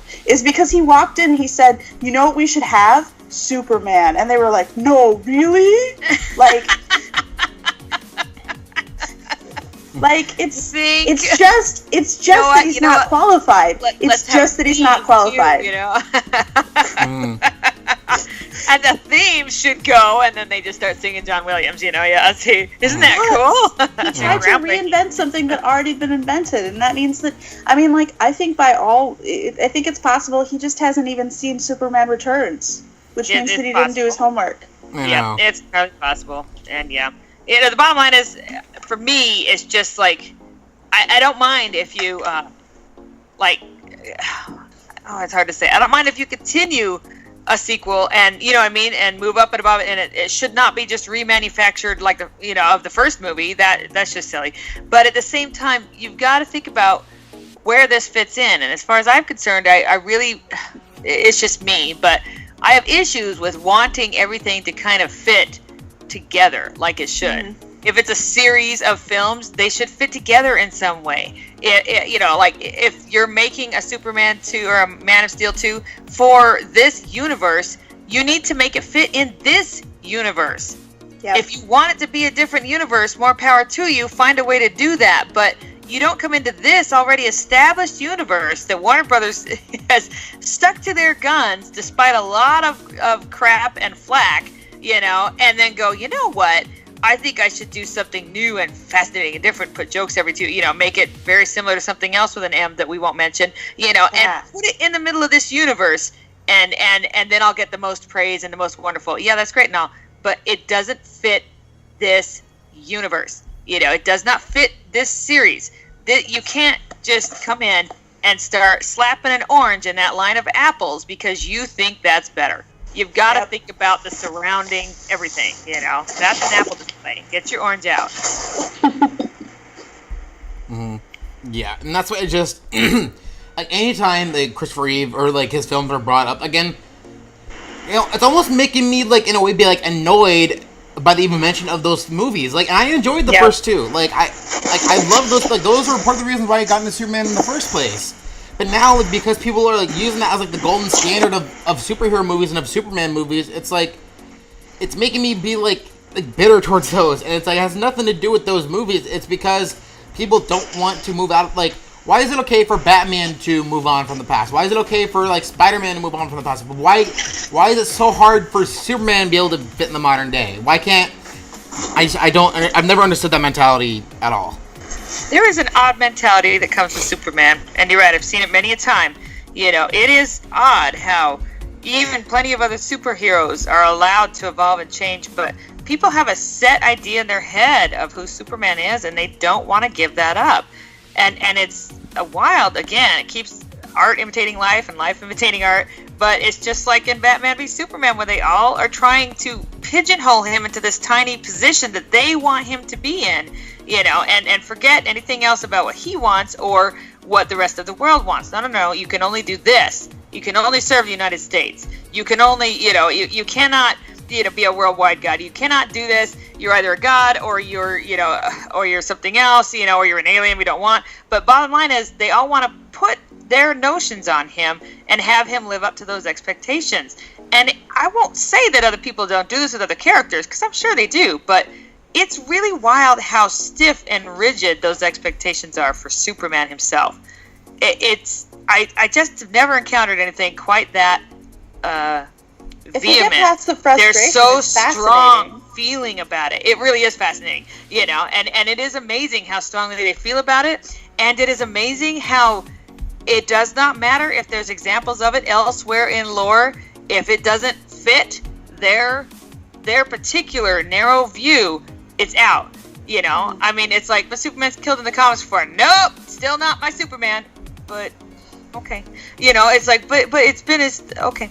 It's wild to me that people are just so set. And then there are those that want to put up their favorite comic, and this is the Superman that it should be. He embodies hope, and all the things they say things that are pretty much what the DCEU Superman is embodying. And then go, see, that's my Superman. And I just don't think DCEU gets that. And it's like, it's wild to me. People are very married to their version, and they don't want to differ from that at all. And I've just never seen that amount of vehemence. And you're right, it is fascinating to watch. It's like, what exactly is it about this guy that makes you guys so dead set on those expectations? I've never seen that before. Not to this level. Yeah. Well, and I think that when we're talking about that, we're talking about the difference between like a fictional character and a modern myth. And I think when we're talking about a modern myth, there's much more at stake. And I, can't wait to teach the class on that, because I'm totally not ready to really unpack it. But I think that when we talk about Superman, we talk about who we are as a people. We talk about what we think, and our evolving understanding of good. And the idea that good evolves is really, really hard for people to grasp. It's really, really hard for them to get a handle on, especially since, it means you can't be right all the time. It means that sometimes you're wrong. And that is really hard. Like, we have a very puritanical culture that makes a deep division between, there's the good people and the bad people, and everybody is in both categories. And that's not something that people are ready to accept, because they have their idea of moral purity. So if Superman doesn't conform to your specific understanding of moral purity, it's an attack on the culture itself. And I think that's super fascinating. That is fascinating. People need to write more books about that. Holy You're crap! right. There's a lack I want of to take your scholarship. class, man. I know. You're right. That's a really important and very fascinating discussion. And you're right. There's the difference. Thank you, because I'm like, what on earth is going on? That what is it that makes it this? Okay. He's Robin Hood. He's King Arthur. Yeah. He's Hercules. He's bigger. He's larger than life. Than everybody else. Yep. And I think that's it sounds a little egomaniacal from a diehard Superman fan, but it's true. And the scholarship supports it. The very small corner of scholarship that is tacked onto this, that has figured out that this is happening, definitely supports this idea. And it's the reality of the conversation we're having, and nobody understands that the conversation they're having is about themselves. Mm-hmm. Interesting. Yeah. And one thing I want to bring up real quick, when you mentioned like he is like Hercules and all these different people, I gotta say, my love for Superman, I didn't like notice like how much I really cared about Superman until I was like 11-ish, 12. But when I was a kid, I loved Disney's Hercules movie. Mm-hmm. And the way, I don't know if you guys have seen it, but the way they tell that story is almost exactly like Superman's origin, in that he's this like godlike being sent down, raised by these two farmers to essentially be this hero, this like god among men, and then he ends up falling in love with a woman who's really independent of herself, and like she's not your typical damsel in distress kind of character where like I remember her. Yeah. Sorry, she was funny. Yeah, like Meg in that movie. Okay. Yeah, if they didn't pull out the footage of Margot Kidder when they were designing Megara, I would be super surprised. I know. Honestly, I feel like they stole Margot Kidder's entire personality. Yep. Yep. That's why like thinking about it, like thinking about where my love for Superman comes from. I think it comes from that, like Hercules was like my gateway into Superman without it really being about Superman. But that movie obviously takes inspiration from Superman big time, because Disney took so many liberties with the Hercules story. And because first of all, like Hera isn't even his actual mom. Like that whole thing wasn't even a thing. And yeah, so they made it very PG for kids. But just for me, like looking back on it, I do think it's kind of funny where like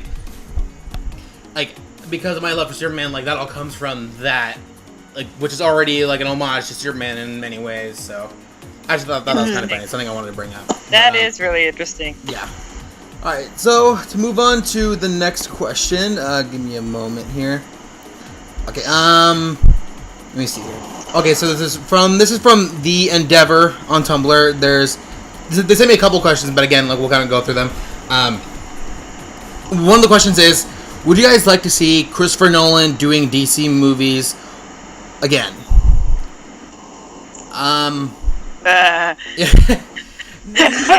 Nothing against Christopher Nolan, and I think he'll probably even admit to this. I think he's done making superhero movies. Yeah, I was gonna say I don't think he wants to, and I think that's I mean, like, that's my sticking point.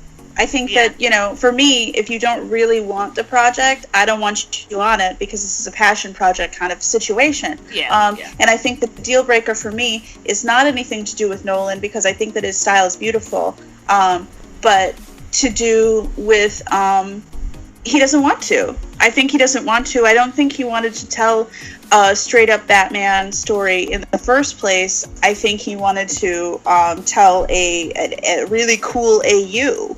And I think that he did that, and I think that he's got no interest past that, which is fine. I just wouldn't want him on any of these projects, because I don't think he has the interest. Or like you said, the passion. And that's like, for me, like, people say like, oh, he should have done Man of Steel because like he was already like, because David Goyer was pushing the idea and blah blah blah. Like, people kind of forget Christopher Nolan was one of the people who brought Zack on in the first place. Yep. And people praise Nolan and shit on Snyder so much, but like, you're a holy trio of like, people talk about Christopher Nolan as being one of the greatest directors of all time right now.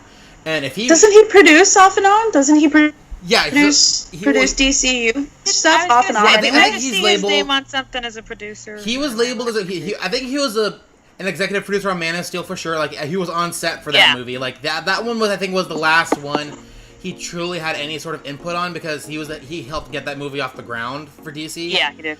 But like for Batman v Superman, I think him and his wife were like producer in name only. Like they might have like had a conversation or two with Zack about it, but I think that's probably was it. And I think since then, like I don't think, as far as I know, I don't think he's a producer on Justice League. I don't think he was really a producer on Wonder Woman or any of those. So I think his involvement with the DCEU has kind of come to an end. But like I'm not like angry about it because I think he didn't have a whole ton of input to begin with outside of setting up Man of Steel.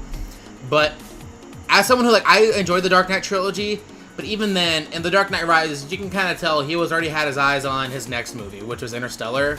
So you can tell like creatively he wasn't like 100% there as you would want him to be. And I don't, because he's the type of guy, he's very like ambitious. Like he wants to do like the next big thing like for him. So if it's doing one movie and already thinking about the next movie, I'm not sure if I want that kind of mentality in another DCE movie, because I enjoyed The Dark Knight Rises. Don't get me wrong, but I feel like he didn't give his all for that movie because he was. I feel like he was doing it out of like contractual obligations and also to kind of wrap up his movies. To be like, okay. Well, I feel like go ahead. I feel like his vision was sort of concluded in the second movie. And I wonder if he didn't feel that way too, because it really feels like Rises is sort of like, oh yeah, we got to go through this. This is what we got to do, and it's, I don't know, maybe it was more contractual than creative. Because I don't know, I feel like if they would have left off at the Dark Knight, that would have been a great button on the series, and I would have been fine. Mm-hmm. Yeah, like, and again, I don't mind The Dark Knight Rises. I think it's fine. Like, I don't like love the movie as much like I've enjoyed like Batman Begins or the Dark Knight. But for me, it's just you tell it creatively. He was already like thinking about Interstellar and his movies beyond the Dark Knight movies, and I want someone who's gonna be like all there creatively, and not be like already like focusing on his next project while doing this one.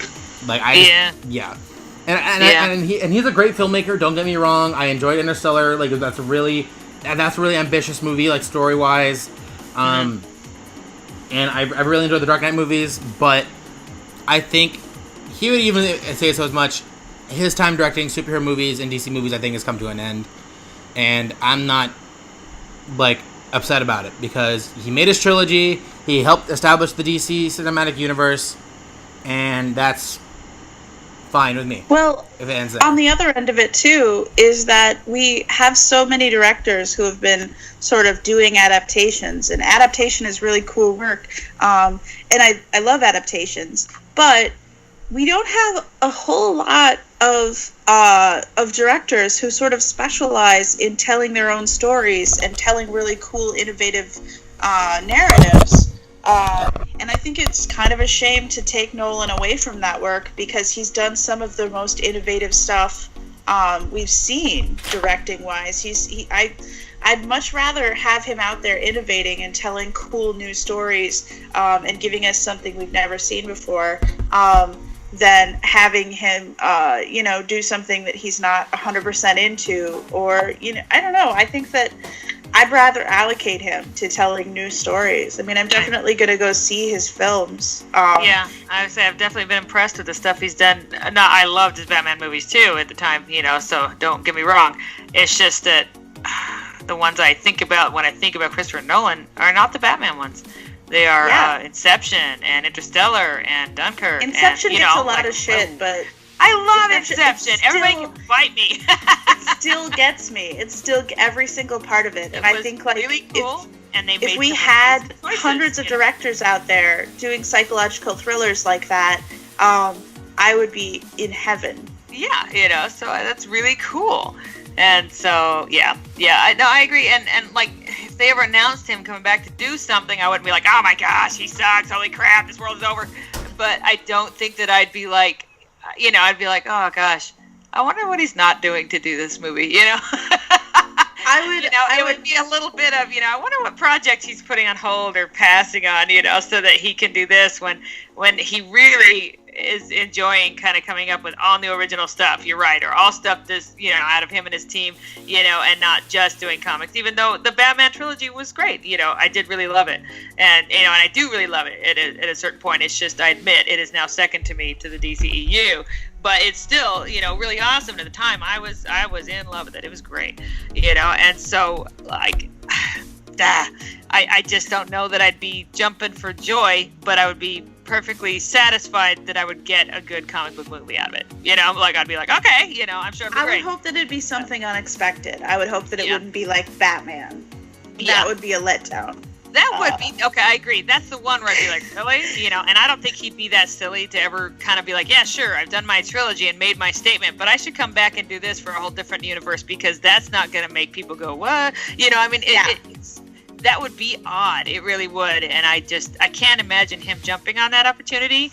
And I can't imagine, everybody be like, yeah, whoa. It would be the strangest feeling.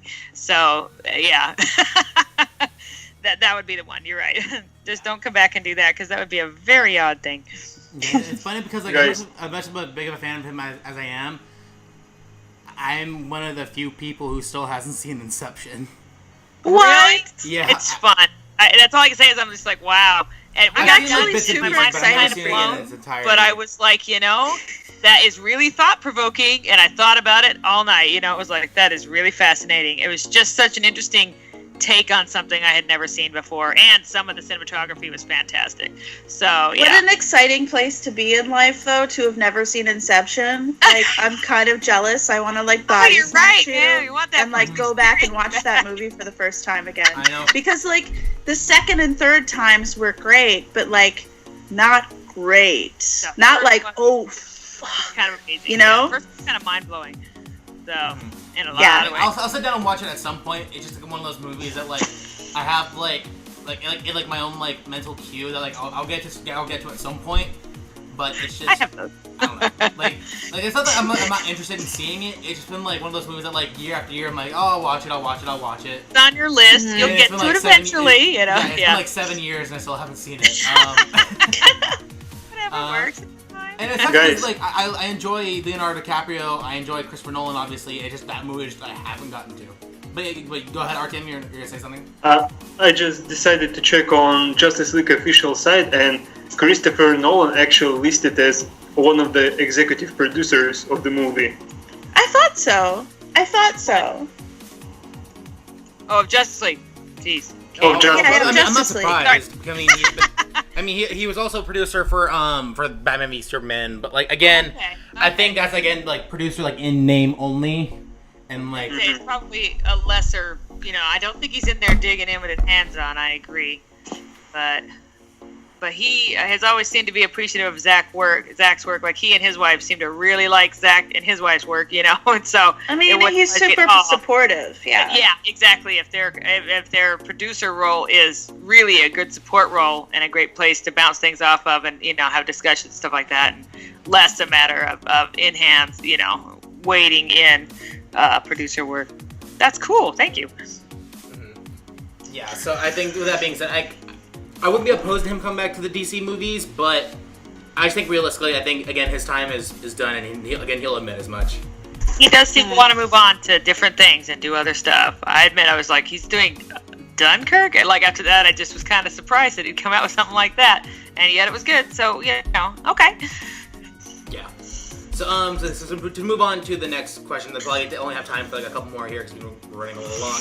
Wow, you got a lot of questions. I expected none. So thank you Yeah. guys. You're awesome. I know. Well, the nice thing too is there's a lot of people who sent multiple questions, so that's been helpful as well.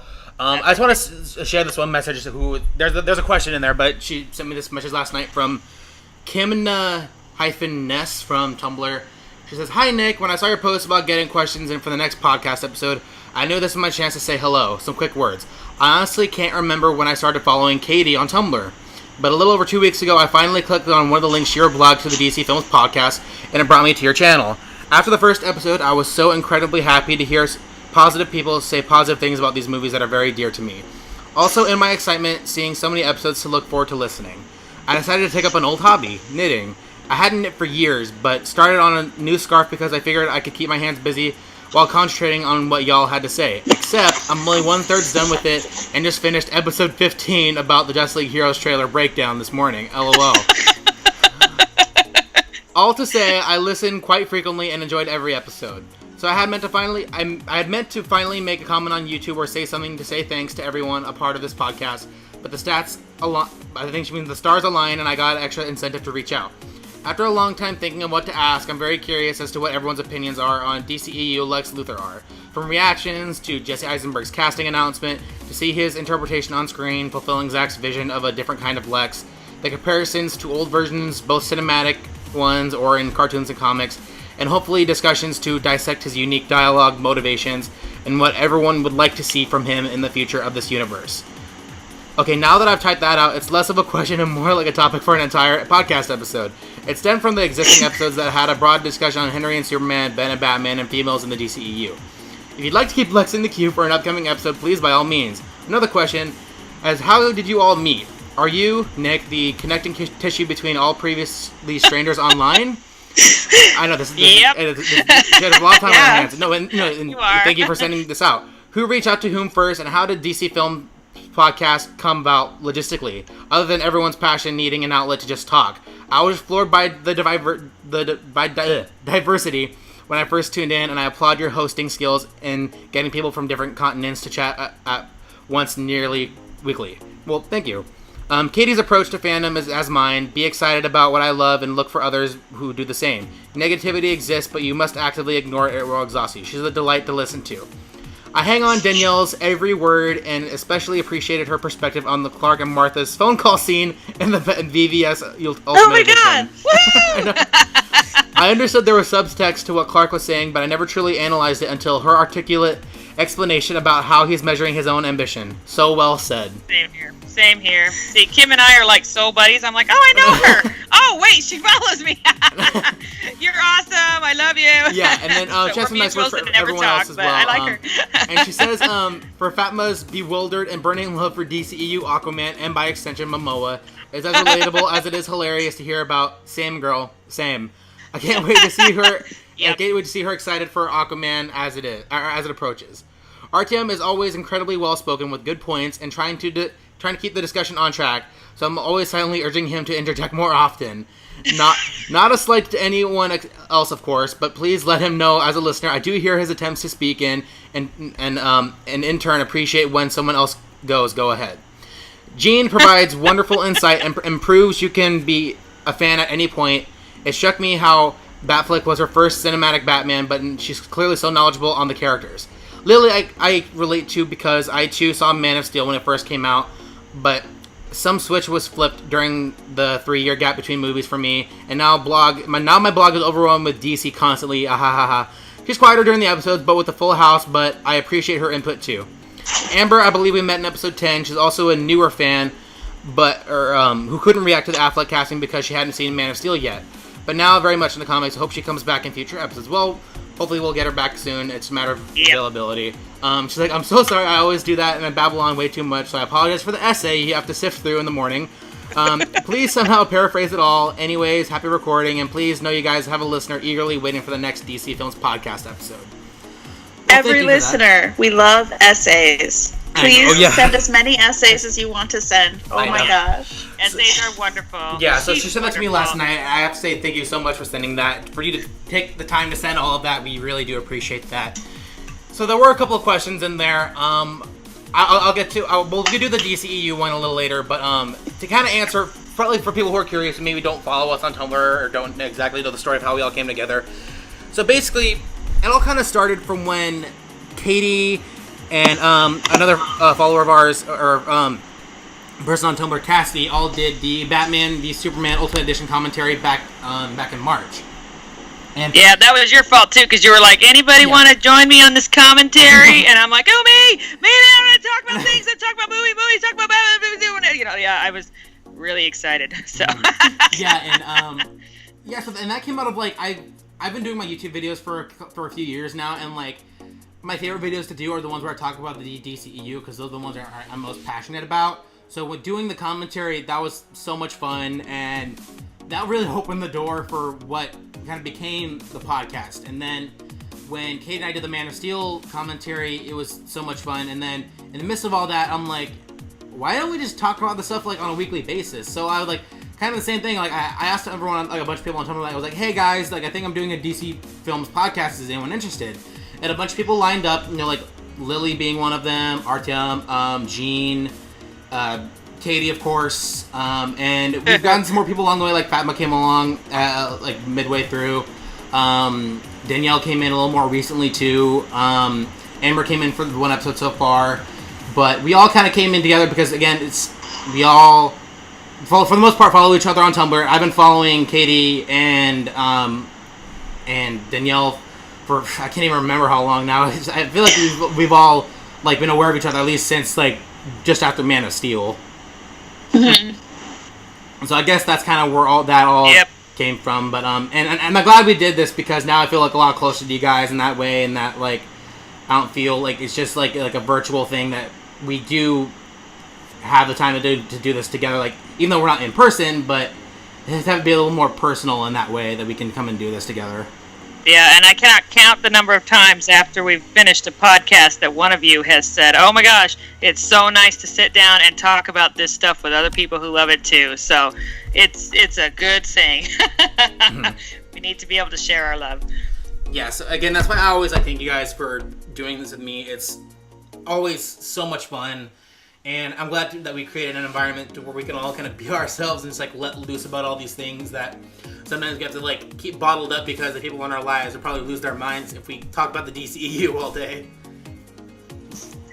I have to say, we can go on and on. I've been having conversations with my girlfriend where she'll be talking about something totally unrelated, and I'll be like, oh my gosh, that's exactly like what we've been dealing with the DCEU backlash, and she'll be like, really? Really? And I'll be like, okay, not the forum. It is relevant, though. It is relevant. Just for the record. Continue what you were saying. It's totally true. And that's why, like, so I don't think I feel bad for, like, my fiance, because, like, sometimes, like, if you get me started on the DCEU, I won't want to stop. And so, like, in the last few days, I've gotten, like, a couple of the new Funko Pop figures from Justice League of Bruce Wayne and Aquaman with the mother box. And she's been, like, asking me about them, and I'm like, ooh, here's my chance to talk. And then, like, I'll just go on. And she'll, like, and I can tell, like, sometimes she just wants me to talk about it, like, forever, but, like, even, like, she'll, like, take time to, like, listen to what I have to say, because she knows I'm, like, passionate about these things. So, like, it's nice that, like, she even allows me to do that, but I know, like when she was, like, asking me, like, last night, she's like, how long do those podcasts usually run for? I'm like, usually, like, an hour and a half. She's like, are you serious?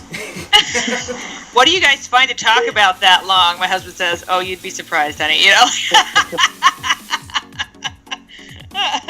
Actually, we should cut this short. We've been going on forever, and we could keep going, but we should stop, so, yeah. I know. That's literally how it always ends up being, too. It's just like, well, like, we planned for like an hour and a half, turns into like 2.5 hours. Yeah. Yeah. But this time we were like babbling for half an hour, and then it was like, hey, look, we should start recording and actually get talking where we can actually And that wasn't share about the DCEU. Okay. Yeah. But yeah, so that's how we kind of came together. So and again, I'm glad we did, because again, it gives us the opportunity to, like, first of all, get to know each other a little bit, but also just have the time every week or so just geek out about this stuff and kind of let loose, if you will. Yeah. Because, like, sometimes I feel like when I'm talking to my fiance, it's just like almost like nonsensical blabbering that I'm doing. So, like, now, like, with the podcast, I feel like I can take the time to, like, articulate the things I'm gonna say, because you guys are somewhat, like, actually, like, listening to what I'm saying. Where, like, with my fiance, like, I can tell sometimes it's like in one ear out the other, and that's fine, because, like, it can be a little overbearing sometimes with the amount of things I have to say about the DC films. On the podcast, it's no longer gibberish. We actually understand what we are saying to each other. Yeah. It's so nice to have a topic to focus on and to have like specific questions to focus on. Too, because it's so large. It's such a large topic, and my instinct is always to pull in other stuff that's tangentially related and start clicking stuff together, and then I get lost on a tangent. And having that focus to come back to is so great for the discipline of the conversation, because otherwise I think that, we could just like sit around, we could really literally have this podcast and just sit around like making various, happy noises, and it would probably do the exact same, like we'd be getting the exact same gratification out of it, because You're like, entirely like right. we're all very pleased. We get that.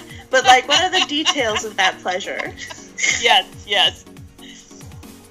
Yeah, so it's just, yeah. So to answer your question, that's how we all met. Yeah, and it's just like, the main thing is, like, once we start talking, it's kind of hard for us to stop, which is why this podcast runs as long as it does. And I don't mind. The only thing that sucks is, like, sometimes when, like, one of us is, like on, like, a time schedule, and we're all trying to, like, speed up, but, like, it's so hard to when we all just, like, get stuck on a certain subject, or talking about Zach, or talking about Henry. It's just... Oh my gosh. Yeah. Yes. We're terrible. We have to go now. I have to go, guys. I know, but I don't want to stop talking. I'm just at war with myself at all times, So, and we push it right up to the minute, and then somebody's like, I really have to go. And it's like, okay, yeah, we'll be done now. We should be done. So, Yeah, so to move on to the other question that she had, in that... Wait, hold on. Sorry. I was making sure that we're still going on time. So her question was like, well, our thoughts on Jesse's Lex Luthor, and how we react to his casting and everything. So if you guys each want to go around, like, what was your first immediate reactions to Jesse being cast? Honestly, it was strange because Eisenberg is younger than Henry Cavill, and I kind of used to the fact that Lex Luthor is of the same age as Clark by the time they meet each other. And it was confusing at the first, but after I've watched the movie, I embraced that version. It was refreshing, and he had a much more personal motivation against Superman, rather than just being racist towards aliens in general. So as a result, I liked this version, but when he was announced, I wasn't sure he was the right choice. I was glad to be wrong about that. Yeah, I'll be the first. He wasn't my first choice. Like, with any of the casting so far, I've always been on board. I was like, wow, because at the time we were all, I feel like in the fandom we were all kind of expecting Bryan Cranston to get the role, because he was the one that he was at the top of everyone's casting lists and everything. And this is like not too long after Breaking Bad had ended, so we're like, everyone was like, Bryan Cranston because he's a good actor and because he's bald. Which I mean, I would have been fine with him, but in retrospect, that's not the Lex Luthor they were going for. So Bryan Cranston, he would have been a good Lex Luthor, but for this movie, I don't think it would have worked as well, because obviously Zack was going for something a little different. And honestly, I think, I love Michael Rosenbaum's Lex Luthor to death. He's one of my favorite interpretations of the character. But for me, Jesse has become my favorite interpretation of Lex Luthor, because of how different it was, and how you still get the actions that are familiar in terms of who Lex Luthor is, but this version is so drastically different than any of the other incarnations, and Zack was able to get that out of Jesse. Some people were like, oh, it's just Mark Zuckerberg, but a little evil and thrown into the DCEU. No, I think people are just looking at that at a surface level because they just see Jesse Eisenberg and that's it. For me, I don't even see Jesse Eisenberg anymore. I see Lex Luthor when I see Batman v Superman. So for me, I love his interpretation, and I could easily talk about him all day for a podcast if need be.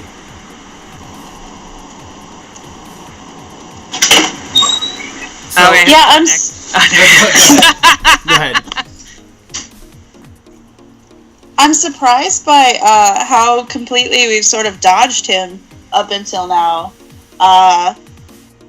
it's as like a topic, it's really kind of like jarring. Like I feel like there's so much to say and there's so much to talk about in terms of that performance, that writing, that character, and everything. Agreed. And now I'm like, I think that's what happens when we kind of random scattershot around. We tend to avoid things without meaning to. And truly, Nick, you read that out loud, and I was like, yep, that could be an entire podcast. We could talk 2.5 hours about this guy and that actor and Zach's choices and the writing and everything else. So all I know, I will be really honest, I don't know what cave I was living in. I knew Batman v Superman was coming out. I knew I wanted to see it. I wasn't paying a whole lot of attention to the casting news and the early stuff. I don't know what's wrong with me. But, like, I was just kind of sitting and waiting for it to come out. So I don't remember the announcement that he was cast. And all I know is I just sat down in the movie and they were like, this is Lex Luthor. And I was like, okay. You know, and it's always a matter of, okay, I'll, you know, see what I think. But I have a bit of an advantage because all I really remember is Gene Hackman's version. I've never seen Smallville. I don't think I've never seen Superman Returns. I should say that out loud. I should rectify that. But you know, like I didn't have a whole lot to go with, and all I remember is the bald guy I've seen in a couple cartoons and Gene Hackman. That's it. So it was pretty easy to start with a clean slate and be like, all right, you know, they say this is Lex Luthor, and I say okay. And oh my goodness, just that performance in itself was really kind of mind-blowing, and it was very breathtaking in a lot of ways. And I agree with Artyom, it was refreshing. He was so, oh gosh, I don't know how to describe it, but erratic's not the word, but the deliberateness of the way that he did things, and then his sudden shift when oh my gosh, I forgot her name. Holly Hunter told him that she was blocking the import license. Yeah. You know, everything he does, he is really a fascinating character. I've like rarely been this fascinated with that character before, like, and especially a villain. Like, he is just, I don't know. I thought he did a phenomenal job. I loved his, and it's a perfect setup. It's the perfect antithesis of everything that Clark Kent / Superman is. You know, and so to pit them against each other, you really get that feeling. You know, every superhero has their arch enemy, and there's a reason why that one is the big thing. You know, the big, almost direct polar opposite, the big, you know, incredible challenge for them. You know, and he just perfectly articulated all of that. And at the time, I didn't even realize why until afterward, when a lot of analyses and stuff was pointing out, well, he's your basic, you know, billionaire, white, entitled, you know, and I was like, oh my gosh, he totally is, you know, and he has this thing for power, you know, and he can't stand that this alien has more than he does. And so, and then his fixation with God and everything else, he was so fascinating. I loved him. I really did. I came out loving that version. He's the Lex that I picture now. And honestly, it was the best thing in the world, just watching his head get shaved at the end and watching him finish the transition and become the true Lex Luthor that everybody thinks about because they always picture him bald. And so it was just, I don't know. I thought he did a phenomenal job. I thought it was a really, not risky, but you know, it was an innovative choice.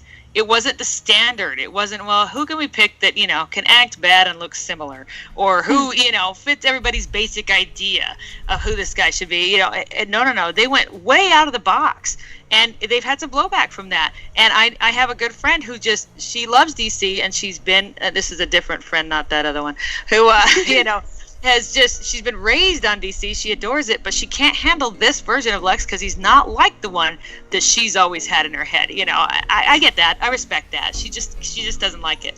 But, I really love the chance that they took and how they did it so differently and so outside the box. And I feel like he really succeeded and did an amazing job. So, I don't know. I'm very, very happy with him. He's fascinating to me.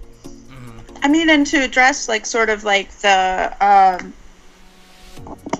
casting itself, it's really interesting because when we were talking about, like, we were sort of sitting around being like, okay, well, you know, there's going to be a Lex Luthor, and, you know, if we're going to put Superman in a modern context, and we're really going to think about this, we're really going to figure out who we're going to want, who would be Lex Luthor, and we were both sort of like Steve Jobs.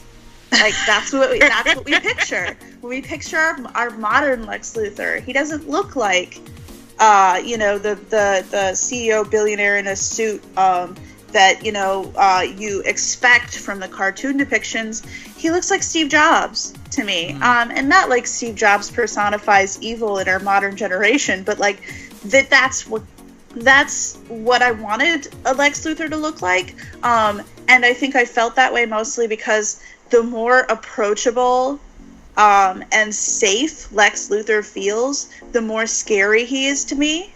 One of my first possible suggestions for casting him was Stanley Tucci, merely because the idea of Stanley Tucci turning on me scared the living shit out of me. Like I was like, not Stanley, you stop it. All right, that's perfect. That's Lex Luthor. He makes me want to cry already. So when Jesse was announced, I was super, like, he went straight from playing Zuckerberg. I was like, yes, fucking yes, like exactly. And just because we're living in a different world, and he's going to be totally different. He also looks a lot like a lot of the Lex Luthor interpretations. He's just not Michael Rosenbaum, and that is very sad for everyone because we love Michael. But there's going to be a new one in every single film, and we can't ask Michael to devote the rest of his life to playing Lex Luthor unless he's listening. In which case, Michael, please go play Lex Luthor somewhere. Like that's what, like I'll be the first to say, like, I've loved Smallville to death. Like my favorite show of all time. Probably not gonna change ever. And I love that Lex Luthor, but again, this version for me changed what I was expecting of Lex Luthor to be. Like I'll admit, like, when I first saw the first trailers, I'm like, okay, like, this is a little different. Like, I'm still gonna give it a shot. And then he absolutely blew me away. Like, any expectations I had was blown out of the water, because if this was, in actions-wise, it was very similar to Lex to what we know and have come to appreciate of the character. But its personality and the way that Jesse carried this character throughout the movie, I think he did an amazing job, and I don't care what anyone has to say. I think he's one of the best interpretations of Lex Luthor that's ever been. I would say even more so than, and don't get me wrong, I love Gene Hackman too, but Jesse Eisenberg feels like a real threat, where, like, Gene Hackman kind of feels a little more of, like, the typical kind of, like, mustache twirly villain, like, Superman. Yeah. Like, yeah. Which wasn't bad. Like, I enjoyed it in Superman's 1 and 2, but, like, he just wanted land, and that's not really, like, reason enough for me to be like, okay, like, that makes him a layered villain, because it wasn't. When you look at Jesse's life, it's like, okay, what are the reasons why he hates Superman? Oh, because he thinks he thinks of Superman as, like, a god figure, and he thinks that he can't he can't be all good without being, like, flawed, or without not being, like, the true Superman that he's claiming himself to be. Like, he sees problem with Superman just for just existing. And to me, that's way more interesting than just, like, I want to break up California so I can make money. Like, okay, that's fine for the 70s and early 80s, but for 2016, 2017 version of Lex Luthor, that's not what I wanted. And clearly, that's not what the audience wanted in Superman Returns, which pretty much I thought that Lex Luthor was. Which I love Kevin Spacey. He's one of the greatest actors working right now. Yeah, Kevin Spacey rocks. And he was fine as that Lex Luthor. I just wish they gave him a little more to do in that movie. Well, contextually, we have to really ask, like, when we're choosing villains, we have to ask what we're afraid of. And what we're afraid of primarily right now, maybe not we're all afraid of it, because I think that people are not as worried about this as I think they should be. But, like, this creeping corporation idea, this Google monster on the horizon, this near monopoly, but that's not being called a monopoly. We're really, really concerned about that right now, and those kind of villains need to reflect what we're concerned about, otherwise they don't work. That's the reason that horror trends tend to follow I read an article once that said that like during Republican presidencies, everybody gets obsessed with zombies, and during Democratic presidencies, everybody gets obsessed with vampires, and sort of break down the way that like that necessarily follows in terms of what we're afraid is going to happen, in terms of what we're afraid of, in terms in what's currently happening politically, historically, and taking that look at history, like you can't take Gene Hackman's threat seriously unless you really unless you're really scared of land tycoons. I mean, and we're not now. But like at the time, that may have been like a much more pressing. That's one of the places I don't have a lot of historical context for. You're right. But, it's like, oh, I'm gonna do some research now because I don't know. Each either. Lex Luthor fits its term. You know, each Lex Luthor fits the moment in time in which he's created. And I think that if we're going to let Superman evolve, we have to let Lex evolve along with him. We have to change the threat to be something interesting, the same way that we change our definition of what's good. Yep, I totally agree.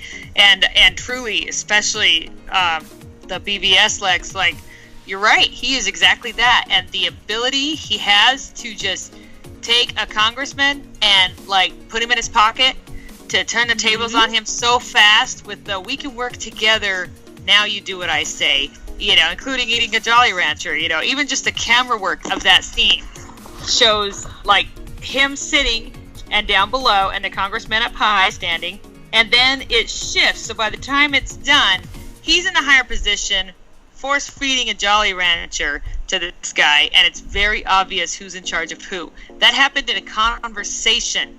No money changed hands. I mean, it was that quick, and we all go, whoa. You know, that is something, there's a focus on that now, nowadays in our society, of corruption, and, people who should be working for the common good being bought by people, smaller versions with special interests and stuff like that, by millionaires being able to call the shots because they have millions.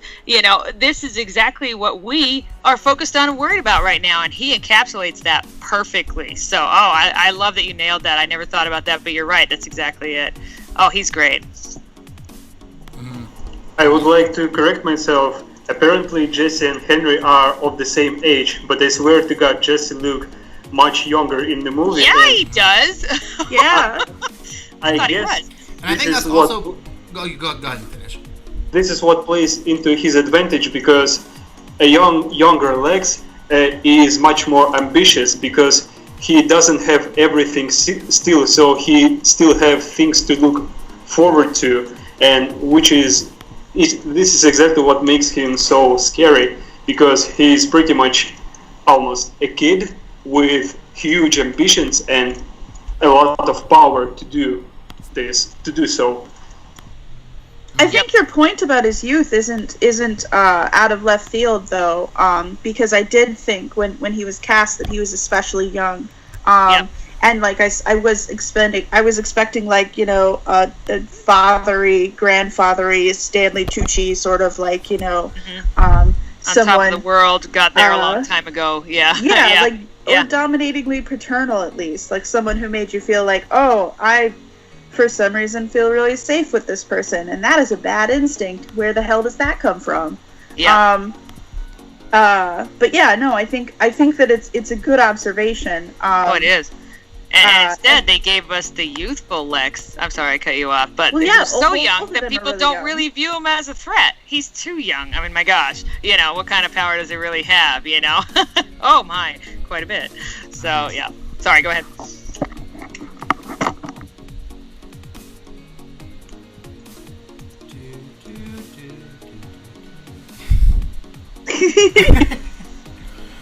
But yeah, I would say, like, I agree to that point where, like, I think a lot of people's problem with him is that, like, because he's so young, people don't take him all that seriously as a villain.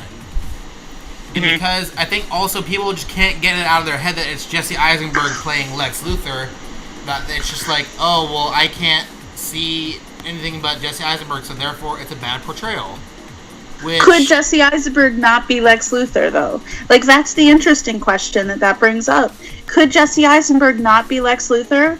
Could Jesse Eisenberg not be secretly evil?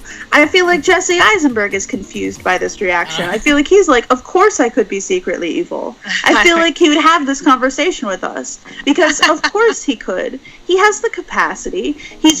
He has a number of the traits that we associate with non-threatening people, and that doesn't mean anything.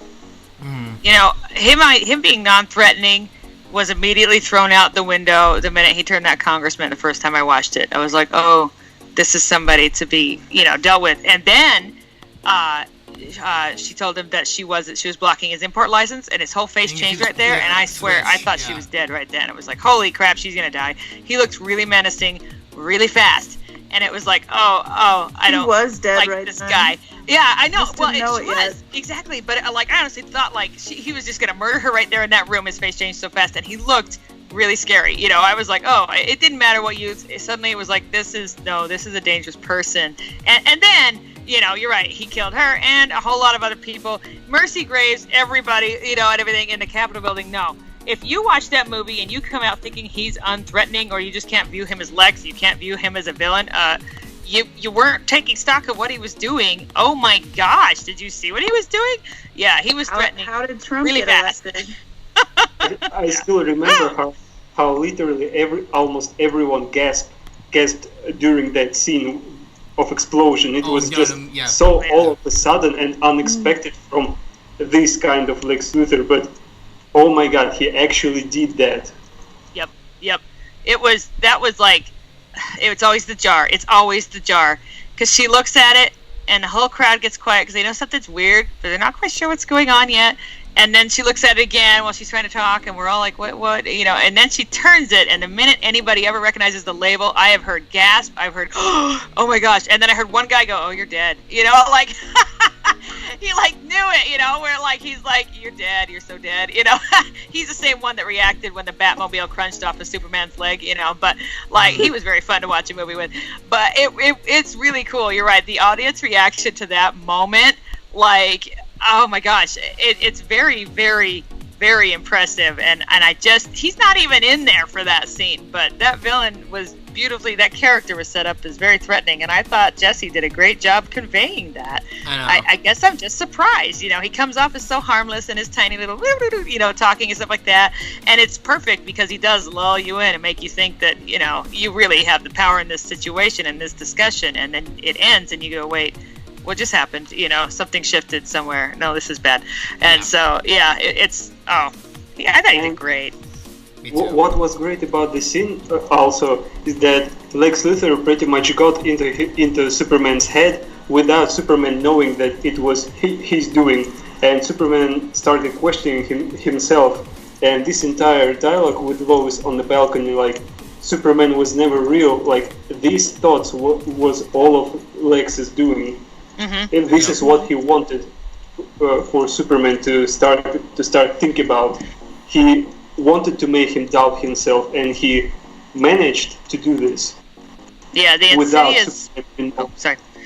Thought you were done. Sorry. That is exactly it, though. That is exactly it, because what we're talking about here is, it's silly to think that Lex Luthor is going to walk up and punch Superman in the face. Yeah. But we need a villain who's able to exploit his particular set of weaknesses. And if you're going to make that about kryptonite every single time, that is so old hat. It's so boring. Yeah. Why not have a Lex Luthor who can literally bring Superman emotionally to his knees? Yep. And that's why I feel like that scene on the roof. I don't know. Yeah. Sorry, go ahead, Nick. No, yeah, it's just that scene on the roof. I think was the best example of Jesse's, first of all, acting ability, and secondly, going to show that how powerful this version of Lex is in a mental way. And because that's one of the great things about Lex Luthor as a villain is that he's not a physically imposing villain necessarily. He's the opposite of Superman. And it's not about brute strength. It's about what he can do to Superman on a mental level. Yes. And that's always what Lex Luthor's been about. Not about land. Not about always being a businessman. Yes, those are some aspects of the characters and different interpretations, but the best versions of Lex are the ones that are able to bring him down to his knees. Like you said, emotionally, and makes your man kind of afraid of him, just like not in a physical way. It's just, I think people who expect like, I don't know, it's people who just imagine one version of Lex and nothing else. It's kind of like the same issue with Superman. It's like you're not allowing yourself to really see what new things can be done with these characters. Mm-hmm. You're not really allowing these characters to be fleshed out in a new and creative way. Like, you're just like, oh well, Michael Rosenbaum is the best Lex Luthor, and therefore this movie has to have a Lex that's just like Michael Rosenbaum. And I would imagine, like, even Michael Rosenbaum would probably say, hey, don't do the exact same thing I did, because that's not creative, and also, like, that Lex Luthor's done. Yeah. Like, Well, and also that's just copying his work. What actor's going to be like, yes, thank you. Thanks for just taking mine and just copying it, you know? That doesn't make you feel good. That makes you feel ripped off. And we knew that Lex over like 9 seasons or something. Like, we knew that Lex, and we watched his evolution, and we're a lot more intimate with that Lex than really any Lex before him. Because we had so much time with him, we had so much exposure to sort of like, we had his whole life backstory. We had his story of growing up. We had, his very origin story. And while this is an origin story, it's not an origin story in the way that Rosenbaum's Lex Luthor was. It's an origin story for the villain part of him. It just builds, and like, you know, it's a totally different situation. I mean, I think that Rosenbaum would have made different choices given Jesse's job, and that has to be taken into account. And people just like want to think that like, oh, why couldn't you just have like Tom Welling as Superman in this? Why couldn't you have just had like Michael Rosenbaum? Well, it's like, well, because for a couple different reasons. First of all, that this isn't Smallville. Like, this universe establishes itself as not anything like Smallville, really. It takes homages from Smallville and takes certain things from Smallville creatively, but this is not Smallville, and people seem to forget that. Like, if it's a Smallville sequel, they did a terrible job. Yeah, no. Awful. I would be very disappointed if I sat down and I was like, oh, this is the sequel to Smallville. What's happening? Yeah, and that's why, like, I was earlier today on Facebook, I was like the Smallville Facebook page was shared a video of Justin Hartley's Green Arrow, and people were like, oh my god, why can't we just have Smallville back and like ignore the DC movies and just do Metropolis? It's like, well, because that's not what they were doing. That's not what they were ever gonna do.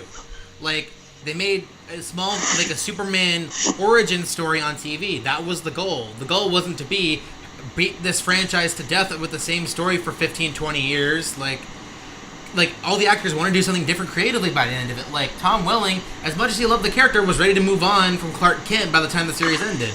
Michael Rosenbaum was already ready to do something different than Lex Luthor by the time the series ended. So, like, people forget that, like, just because you like a show doesn't mean the actors are going to want to do that same thing forever and ever and ever. Because, first of all, that's going to wane their creativity. That's why I think, like, shows like Supernatural, I think, are, like, I don't watch the show, but, like, I feel like you're losing, like, your creative juices if you're just doing, like, if you're running for that long. Like, you can say the same thing about, like, The Simpsons. Like, how many times can you tell some of the same jokes again and again and again and again for so long? Like, it's gonna get old at some point, and like, I don't think creatively anyone really wants that. People just like, well, people don't want to leave the past, and that's how, like, you get certain movies like Superman Returns and, like, to a different extent, Star Wars: The Force Awakens, because people hated the Star Wars prequels and like, we want old Star Wars. Look, well, they give them new Star Wars. Oh, that's too much like old Star Wars. Like, like it's people are never gonna be satisfied. So that's why I never have and never will take those people seriously in any capacity.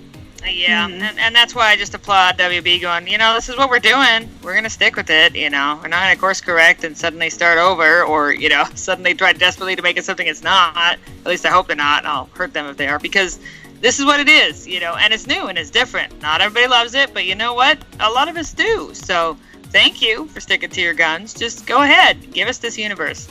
I'm totally here for it.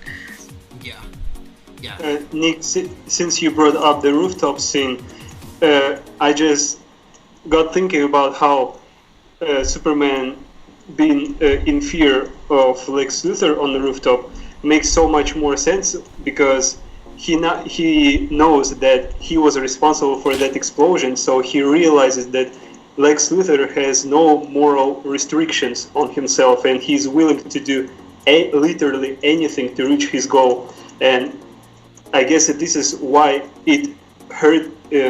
It made him hurt so much when Lex Luthor mentioned Martha Kent, because in that particular moment, you can see that Superman was literally hurt in his heart when Lex revealed that he knows about his mom. I mean, the entire scene when he's delivering information about Superman, like he pronounces his Clark Joseph Kent, like, I know who you are, and I can do literally anything with you and anyone you hold dear to yourself. He was killing it on the rooftop, seriously. Yep. Oh yeah, and I will say, that's one thing I like about this particular Lex. Nowadays, especially, it's very relevant. Knowledge is power. It always is. And just like he's saying, having knowledge with no power is paradoxical and has, a breakdown on stage. But look at what this guy did with just the knowledge of the real identities of Batman and Superman. And now he's been imbued, I don't know, he's had so much knowledge of the universe pumped into his brain from the ship. Honestly, it kind of scares me what he can do with that information now. It really does.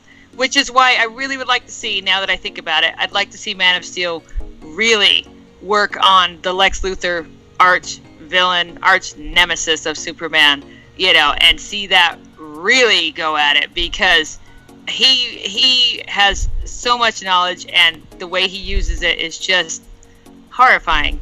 And I don't see him just laying down and being like, well, Superman beat me, he doesn't know how to lose, and he will totally be back, and I would love to see that in Man of Steel too. I'd like to see him being the main villain. Yeah, me too. And that's what, even though, people will want the cliche answer of, oh, let's do, Brainiac, let's do Lobo as, Superman villains, but, I would love to see more of Jesse Eisenberg's Lex and more of Henry and him going at it, on a mental level. I can't wait to see what they do with the Man of Steel 2, so. If Man of Steel 2's villain is Lobo, I will bang my head against the wall for a good hour. I just will. I will have to. It'll be an obligation of mine. Holy crap. That did not occur to me, and now I'm full of dread. Okay, awesome. I admit the name. Who's Lobo? And, I'm sure I would agree with you guys, but I want to know why. Biker, dude. He's literally a space biker, and that's it. He's a space biker bounty hunter. Literally, he's terrible. He's the worst. He's literally one of the most sexist characters you can ever imagine. Yeah. Is he that freaky weird biker that tried to replace Superman when they thought he was dead in that animated Justice League? I think so, yeah. Probably. Oh my gosh! I thought he was made up just like one episode. Oh no. Yeah, no, absolutely not. Absolutely. I put my foot down. No. Yeah, definitely not. And I think the thing is funny, at one point, I think Jason Momoa even said that they wanted him for Lobo, and he was almost going to be cast, and I'm like, no, Jason. No, what a detriment to him that would be. I mean, I can completely see people doing their typecasting thing, going, oh yeah, he fits, but what a waste. I'm so tired of that. And what a constant retread of the same stupid crap that you just dump on one person because they look a certain way. No. Stop it. That's one thing I adore about Zach, that he's like, you know what? You know what we're looking for? Let's go look for this. Let's go look for that. Let's go look for, and he really does a good job at trying to break out of some of that, and I love it. I remember, I wonder if that was his exact expectation when he was in the room waiting to see what Zach wanted. I remember that, yeah. He thought it'd be a villain, didn't he? Oh, yeah, he did, said it would be a villain, but he wasn't specific. If he was thinking Lobo, this is... Holy crap. What an amazing aversion of your expectations, though. I'm going to play the shittiest villain in DC history, or I'm going to play the new fucking badass Aquaman who's going to change everything about the franchise. Not a joke, and nobody would dream about joking about. Two totally different spheres. Two totally... Oh, Lord. Wow. It's No so wonder weird, he's so like- happy every time he's there, you know? He's like, yeah! Like, it's so weird, I like, got going the back good on, like, all the different fan castings for the Justice League, like before we even knew who was gonna play Batman, there was people would be like, oh, Carl Urban should be Batman, and, like Bradley Cooper should be the Flash, and, like... Oh, God. And, like, Kate Beckinsale should be Wonder Woman, and I'm like... They're not all... Like, they're good actors, but fit-wise, I never saw it, ever. Yeah. And a lot of it, they look at who's already kind of a big star, looks similar, and can pull off a generic superhero. You know, and no offense to any of those actors, but, you know, they just go down the line. And honestly, I won't say Zach's the only one, because he's not, but I love that about Zach, that he's looking around going, okay, so who's up and coming, kind of barely known, you know, and fits what I'm thinking already, and not me looking at them and going, oh, well, they kind of look like a character, they kind of fit this basic, you know, physique or profile. You know, I mean, he was obviously looking for a youthful, excitable Barry. You know what I mean? He already had that in his head. I want somebody young. I want somebody really stoked. I want somebody pretty new at being a hero. And Ezra just encapsulates that perfectly. Okay. I want a brown-skinned Aquaman who's big and buff and awesome sauce. And oh my word, this guy fits perfect. You know, I want an old, cynical, you know, really hard Batman. Oh, Ben Affleck. You know, like...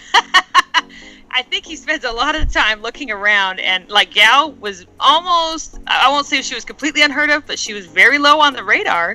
Like, you know, she'd done some Fast and Furious work and a little bit of other stuff. She wasn't a major star, and he wasn't looking at major stars. He was looking for who fits this, you know, this personality I have in my head of this comic book character, you know, and she did. She did perfectly, you know. He found Cyborg on stage, didn't he? Like, I don't even think that guy's done a film before. I think officially Batman vs Superman was his first feature film, but like... Oh, you're right, he was on there. Okay. Yeah. I was like, boy, at Justice League, are we going to see introducing Ray Fisher in the credits, you know? So, okay. Very cool. And you know, but that's really cool to me. He's not just looking at all the basics that are already up there and really well known and established in other characters often, you know, and stuff like that. It's no, who are we going to pick that fits this part? And that's really what you should do as a director. Please, all directors, that's what you should be doing. Do not go because they're pretty. Do not go because they, you know, fit the character or fit the comic character or the picture you looked at once a long time ago. You know, please go on their acting ability and who fits that character really well. Please.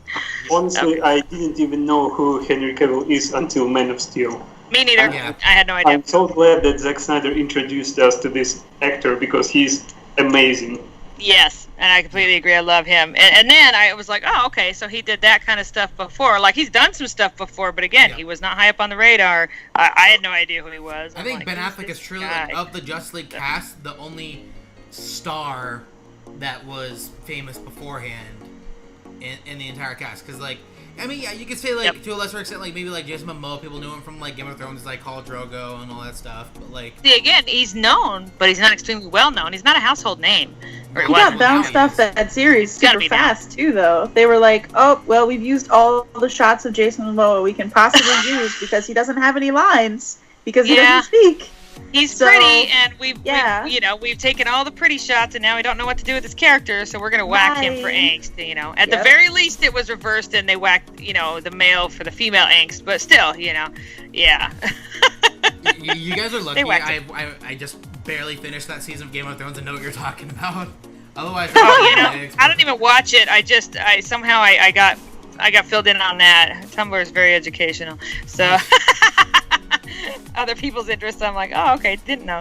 So, but yeah, he wasn't extremely well known, you know, and none of them are. They've done work, they are actors, but they're not like household names. Ben is the only one that people go, ah, yes, we know that guy, you know, right off the bat. Now they're all known. I mean, he's made them that big now, but I admit I was kind of surprised that Chris Pine got cast as Steve Trevor just because he's already Captain Kirk and so very, very recognizable in that part.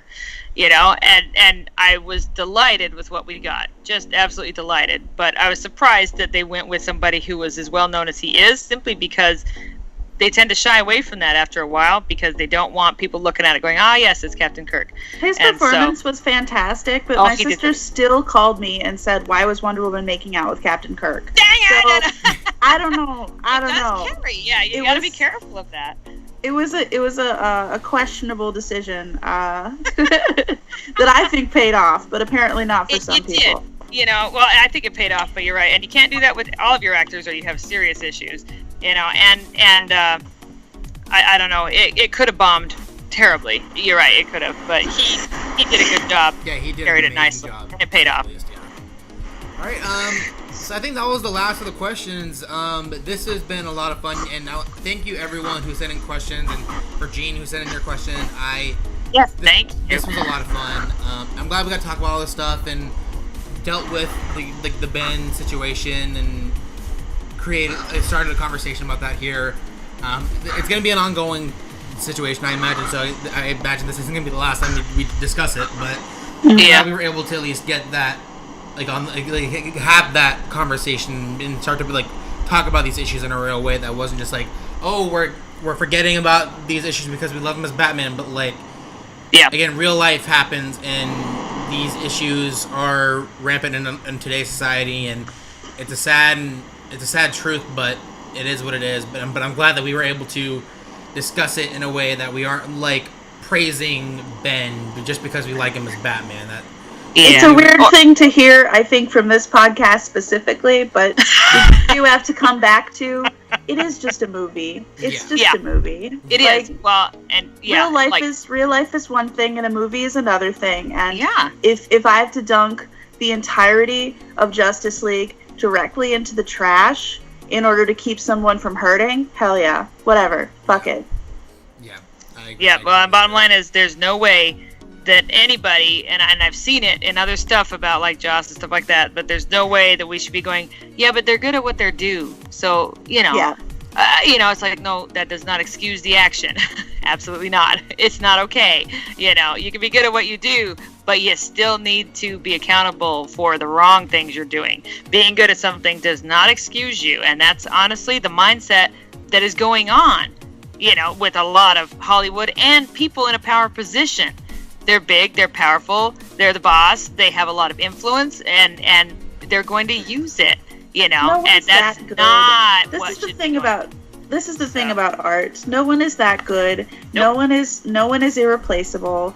Everyone has pretty much the same capacity at different levels. And it's when we get precious about art and we say oh well, this is just the only person who could do this thing.